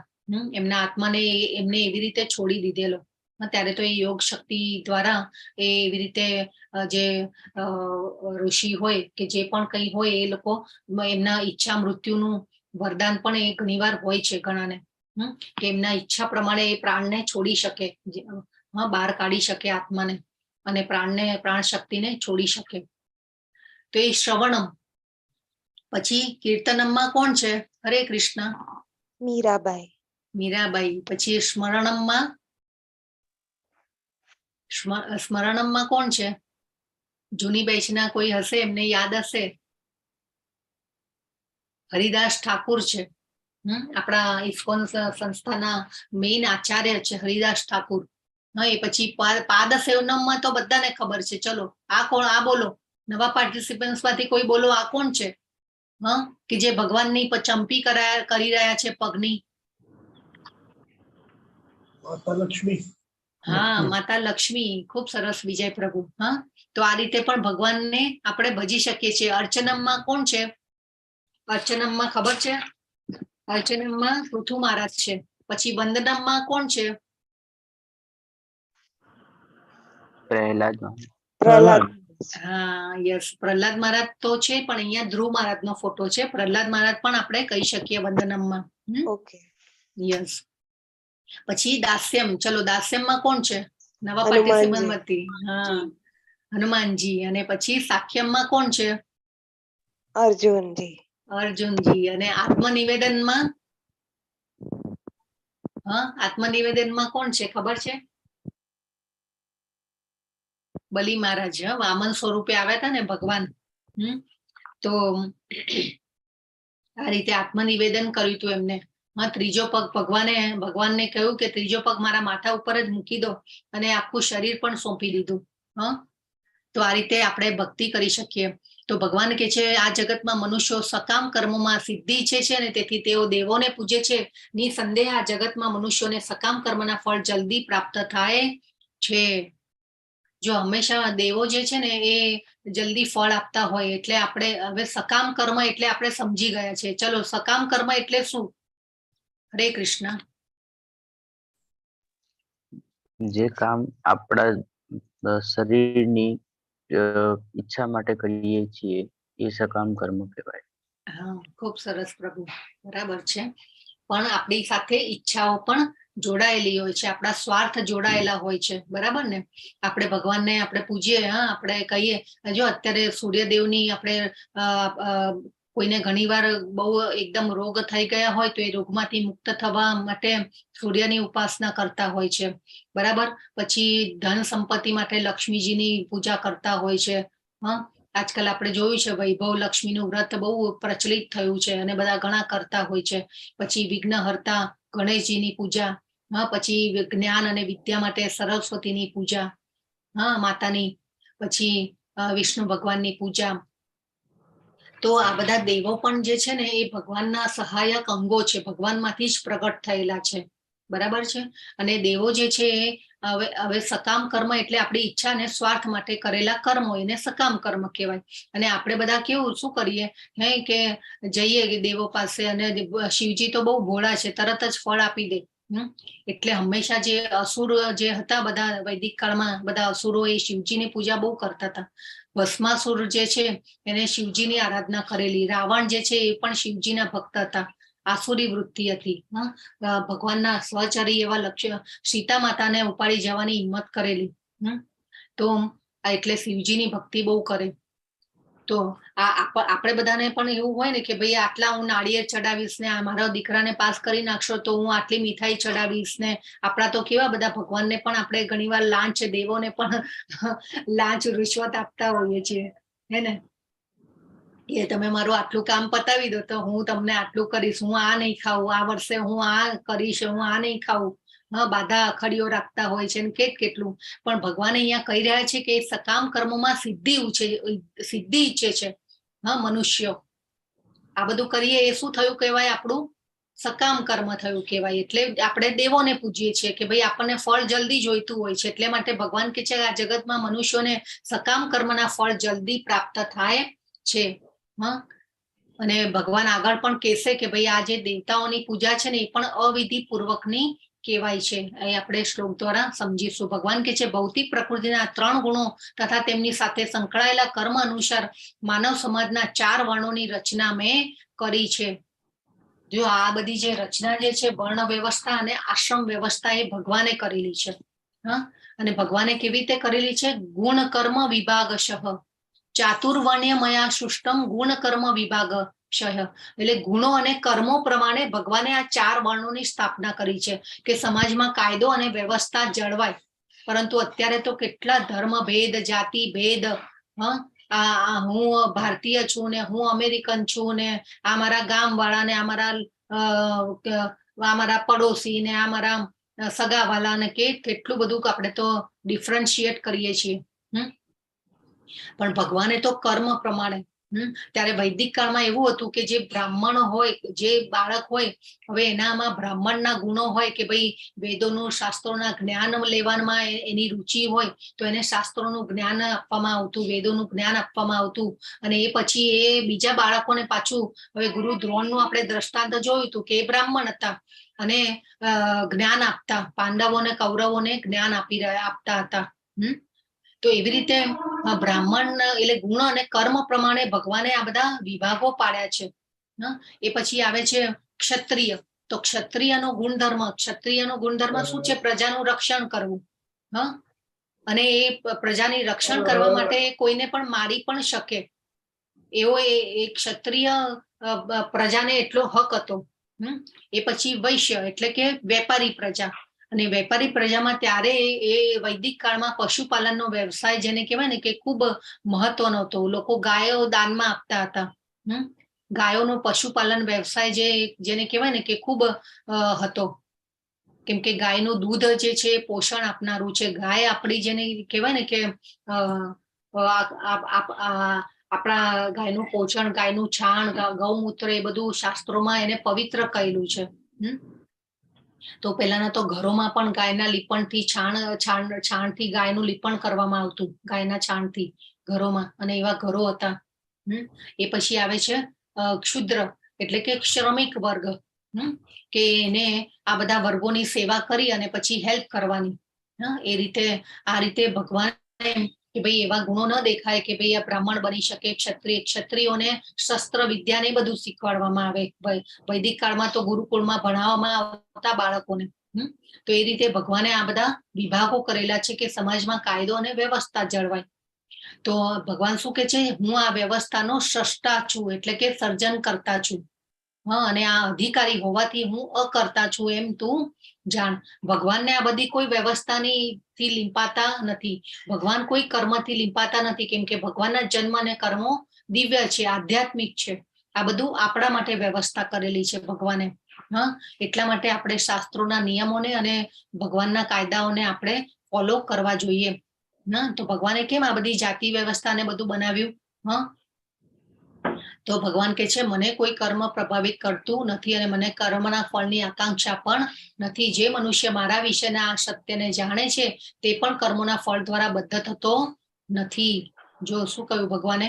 ભગવાને ગાયો ચરાવી, પશુપાલનના વ્યવસાય જે છે એ ભગવાને એસ્ટાબ્લિશ કર્યો. એને પ્રભુપાદ ખૂબ સરસ સમજાવે છે કે અત્યારે જો મનુષ્ય પાસે ખાલી એક નાનો જમીનનો ટુકડો અને 1 કે 2 ગાય હોય ને તો એ સરસ રીતે, સારી રીતે એ જીવન જીવી શકે અને મનુષ્ય જીવનનો ધ્યેય પ્રાપ્ત કરી શકે.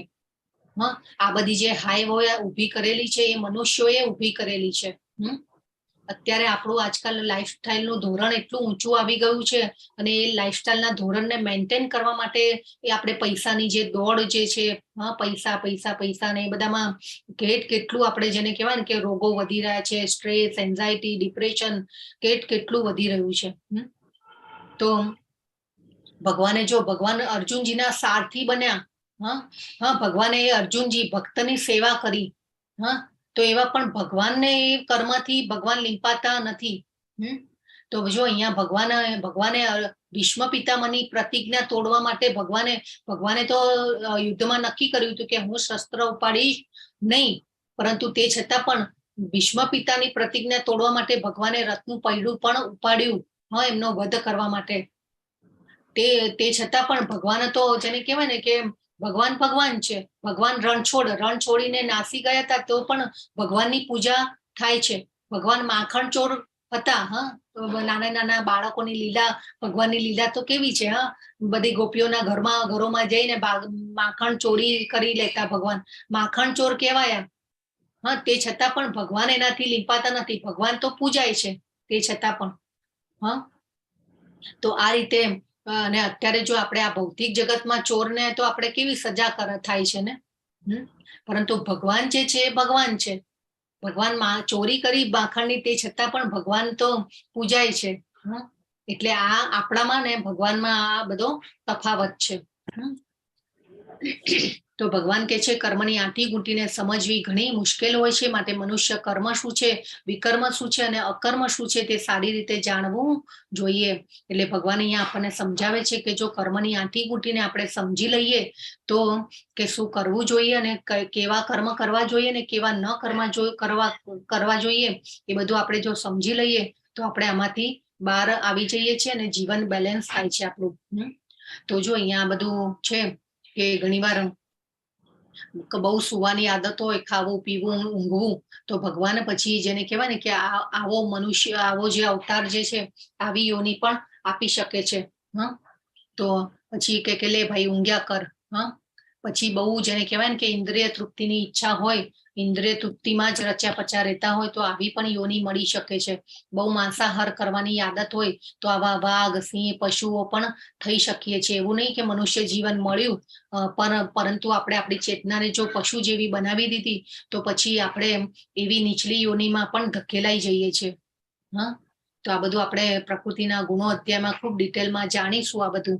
એટલા માટે ભગવાન અહીંયા શું કે છે, કર્મની આંટી ગુંટીને સમજવી ઘણી મુશ્કેલ હોય છે, માટે કર્મ શું છે, વિકર્મ શું છે અને અકર્મ શું છે એ સારી રીતે જાણી લેવું જોઈએ. એટલા માટે હંમેશા ભગવાન અપીલ કરે છે આપણને કે જો ભગવાનને સેન્ટરમાં રાખીને કર્મ કરીએ તો આપણે કર્મ બંધનો ઉત્પન્ન થતા નથી અને આપણો ભગવાનની પાસે પહોંચવાનો રસ્તો જે છે, આધ્યાત્મિક પ્રગતિ, આપણો રસ્તો જે છે એ ખુલતો જાય છે. હરે કૃષ્ણ. કોઈના ત્યાંથી અવાજ આવી રહ્યો છે?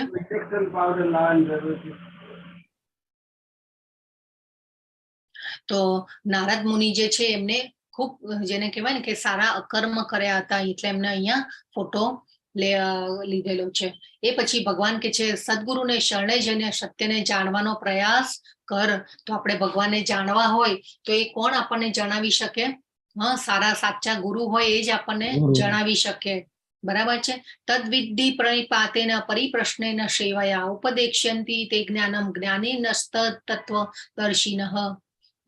અને ભગવાન આપણા ગુરુ પાસે જઈ અને પ્રશ્ન પૂછવા જોઈએ, એમની સેવા કરવી જોઈએ અને પ્રબુદ્ધ મહાત્માઓ તને જ્ઞાનોપદેશ કરી શકશે, કારણ કે તેમણે સત્યનું દર્શન કર્યું છે. આપણે કેમ શ્રીલા પ્રભુપાદની ભગવદ્ ગીતાને આપણે ફોલો કરીએ છીએ, કેમ કે એમને પરમ સત્યને જાણેલું છે. એમને ભગવાન વિશે એમને વધારે ખબર છે. કેટલું આપણને સરસ જ્ઞાન આપીને ગયા. ભગવદ્ ગીતા એમની વાંચો તમે, કેટલું સુંદર રીતે સરસ રીતે આપણને જણાવ્યું છે બધું. ભાવાર્થ તમે વાંચો, જબરજસ્ત ભાવાર્થો છે બધા શ્લોકના. અને એમને એમના કોઈ વિચારો નાખ્યા નથી ભગવદ્ ગીતામાં.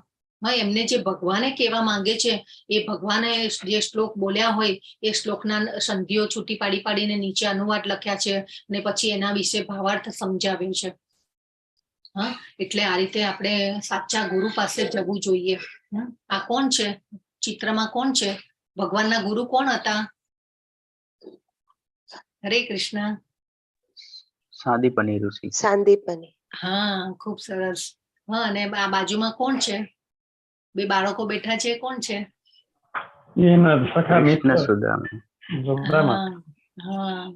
એકચ્યુઅલી સુદામા તો પછી આવ્યા હશે ગુરુકુળમાં એમની સાથે, પણ પહેલા તો બલરામજી અને ભગવાનને ગુરુકુળમાં મોકલવામાં આવ્યા હતા સાથે. એટલે એ જો અહીંયા પણ ભગવાને પણ દાખલો બેસાડ્યો છે કે આપણે ગુરુ કરવા જોઈએ. રામ ભગવાન હતા ને, તો રામ ભગવાને પણ એમના ગુરુ પણ હતા. હવે ભગવાને તો શું જરૂર હતી ભાઈ ગુરુ કરવાની? જ્ઞાન, આ બધું જ્ઞાન જ ભગવાન પાસેથી આવેલું છે. તે છતાં પણ દાખલો બેસાડવા માટે ભગવાને પણ ભગવાનના પણ ગુરુ હતા. કોણ હતા રામ ભગવાનના ગુરુ? ખબર છે? વશિષ્ઠ ઋષિ. વશિષ્ઠ ઋષિ. ખૂબ સરસ. અને જ્યાં ગુરુ આવે ને ત્યાં અહમનો નાશ થાય છે એવું કહેવામાં આવે છે. યસ, ખૂબ સરસ વિજય પ્રભુ. તો આવા ગુરુ પાસે જઈએ તો આપણા અહમનો નાશ થાય અને આપણે સાચું જ્ઞાન જે છે આપણે લઈ શકીએ અને એ જ જણાવી શકે. સાચા ગુરુ જ આપણને જણાવી શકે. તો એટલા માટે ગુરુ કરવા જોઈએ. પછી ગુરુ પાસે જઈને આપણે એવા પ્રશ્નો ના પૂછવા જોઈએ કે અમારા શેર માર્કેટમાંથી પૈસા ક્યારે પાછા આવશે, અમારી પત્ની ક્યારે પાછી આવશે, મારા લગ્ન ક્યારે થશે. એવું ગુરુ પાસે જઈને એવા પ્રશ્નો નથી પૂછવાના. તો એવા ગુરુને આપણે નથી કરવાના કે જે તમને આવું કહે કે, પરંતુ આપણે કૃષ્ણ વિશેનું સાચું જ્ઞાન આપણને આપે ને એવા ગુરુ આપણે કરવા જોઈએ. કેમ કે ભગવાન કૃષ્ણ પૂર્ણ પુરુષોત્તમ છે અને ભગવાન ક્યાં રહે છે, ક્યાં આપણે ભગવાનની પાસે પહોંચવાનું છે, એ બધું આપણે આવતીકાલના અધ્યાયમાં જોઈશું. બરાબર છે. તો હવે ભગવાન કે છે તને બધા પાપીઓમાં પણ સૌથી મોટો પાપી ગણવામાં આવે તોય તું જયારે દિવ્ય જ્ઞાન રૂપી નૌકામાં સ્થિત થઈશ ત્યારે દુઃખોના સાગરને પાર કરી શકીશ. તો આ સંસાર રૂપી યુદ્ધમાં પણ જો આપણે ભગવાનને સાથે રાખીશું અને આ ભગવાનનું દિવ્ય જ્ઞાન જે છે આપણે અપનાવીશું, ભગવદ ગીતા વાંચીશું, તો આપણે આ દુઃખના સાગરમાંથી આપણે પાર ઉતરી શકીશું.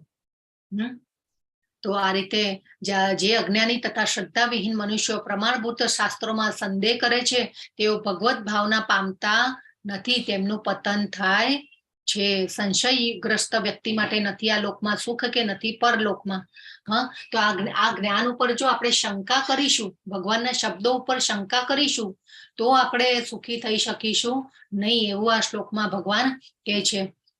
અને શ્રદ્ધા વિહીન મનુષ્યો, જો અહીંયા શું કીધું, પ્રમાણભૂત શાસ્ત્રોમાં સંદેહ કરે છે જેની, અને આ શ્રદ્ધા એટલે વિશ્વાસ. તો આપણે આ જ્ઞાનમાં જો વિશ્વાસ નહીં રાખીએ તો આપણું પતન થશે, એવું અહીંયા ભગવાન આપણને કહી રહ્યા છે. માટે અજ્ઞાન વશ તારા હૃદયમાં જે સંદેહ ઉત્પન્ન થયા છે તેમને જ્ઞાન રૂપી શત્રુ વડે કાપીને હે ભારત તું યોગારૂઢ થઈને ઉઠ અને યુદ્ધ કર. તો આપણે પણ ભગવદ ગીતાના જ્ઞાનમાં ઉન્નત થવાનું છે. આપણે ભગવદ ગીતા વાંચવાની છે. વારે વારે હું તમને વિનંતી કરીશ આખા 18 અધ્યાયમાં કે ભાઈ ભગવદ ગીતા વાંચો. તો આપણે આ જ્ઞાનમાંથી બહાર આવી શકીશું અને જ્ઞાન રૂપી શત્રુનો આપણે કાપી, અજ્ઞાન રૂપી શત્રુનો આપણે નાશ કરી શકીશું. અને આ યોગ એટલે શું? હરે કૃષ્ણ. વારે વારે હું તમને પૂછીશ આ બધું યાદ કરાવવા માટે. યોગ એટલે ભગવાન સાથે જોડાવું. તો આ સાથે આપણો અધ્યાય જે છે અહીંયા પૂર્ણ થાય છે. તો આવતીકાલથી આપણે બધા માળા કરીશું સાથે. જેની પાસે માળા હોય એ સાથે લઈને બેસજો, અને ના હોય તો આપણે જે મંત્ર બોલાતો હોય સાથે બેસી અને તમે મંત્ર બોલી શકો છો. તો એ રીતે પણ તમારી માળા થઈ જશે. આપણે જપ કરવા જોઈએ અને આપણે ખુશ રહેવું જોઈએ. જપ કરીશું તો ખુશ રહી શકીશું. તો એટલા માટે ખૂબ જપ યજ્ઞનું મહત્વ ચૈતન્ય મહાપ્રભુ આવીને સમજાવી ગયા છે. આપણે બધા આવતીકાલથી જરૂર જપ યજ્ઞ કરીશું સાથે. અને આ સાથે કરવાનું મહત્વ ખૂબ વધારે છે. આપણા નામાનિષ્ઠા પ્રભુ રોજ સવારે 5 વાગે બ્રહ્મ મુહૂર્તમાં, જેને કહેવાય ને કે હજારો લોકો જોડાય છે જપ યજ્ઞમાં. તો આપણે સાથે યજ્ઞ પણ કરવા જોઈએ. આ તમારો 18 દિવસનો પૂરો થઈ જાય યજ્ઞ, એ પછી તમે જોડાઈ પણ શકો છો આ યજ્ઞમાં. બરાબર. અને બધા ક્વિઝ ભરો જરૂરથી. ક્વિઝ ભરો તો તમે અહીંયા હું તમને કદાચ કોઈ પ્રશ્ન પૂછું ને તો તમે આપી શકશો, જવાબ પણ આપી શકશો. ક્વિઝમાં કોઈને પ્રોબ્લેમ આવતો હોય તો જરૂરથી એડમિન જે છે આપણા અમરીશ પ્રભુ ને બધાનો કોન્ટેક્ટ પણ કરી શકો છો. તો જરૂરથી તમે બધા જો ક્વિઝ ભરો. ક્વિઝ ભરવી બહુ ઇમ્પોર્ટન્ટ છે અને જેને કહેવાય ને કે બહુ ઈઝી છે. ક્વિઝ ભરવી તમારે ખાલી ઓપ્શન સિલેક્ટ કરવાના છે. તો બધા ક્વિઝ ભરો અને જરૂરથી આપણે સવારે શ્લોકા પઠન પણ થતું હોય છે વહેલા, તો એમાં પણ જોડાવો. તો જેટલું આપણે આ જ્ઞાનને વધારે ને વધારે લેવાનો પ્રયત્ન કરીશું એટલા જ આપણા જેને કહેવાય ને કે આ આપણું જે કલ્મશો જે છે એ બળતા જશે, ધીરે ધીરે ઓછા થતા જશે. અનર્થ નિવૃત્તિ થતી જશે આપણી, અને આપણે આધ્યાત્મિક પ્રગતિમાં આપણે ઉપર આવી શકીશું. સ્પિરિચ્યુઅલ પ્રોગ્રેસ થતો જાય આપણો. જેમ જેમ આપણે શ્રવણમ જે છે ને કાન સાંભળવું એ ખૂબ ઇમ્પોર્ટન્ટ છે. તો આ સાથે આપણો અધ્યાય જે છે અહીંયા પૂર્ણ થાય છે. વાંછા કલ્પતરુભ્યશ્ચ કૃપા સિંધુભ્ય એવ ચ પતિતાનાં પાવનેભ્યો વૈષ્ણવેભ્યો નમો નમઃ. અનંત કોટી વૈષ્ણવ વૃંદ કી જય શ્રીલા પ્રભુપાદ કી જય. હરે કૃષ્ણ બધાને. હરે હરે કૃષ્ણ. કૃષ્ણ. હરે કૃષ્ણ. હરે કૃષ્ણ. હરે કૃષ્ણ. ખૂબ સરસ. હરે કૃષ્ણ. હરે કૃષ્ણ. તમને બધાને કઈ ક્વેશ્ચન હોય, કઈ પૂછવું હોય તો પૂછી શકો છો, નહીં તો પછી આપણે મીટિંગને એન્ડ કરીશું. કઈ ન સમજાયું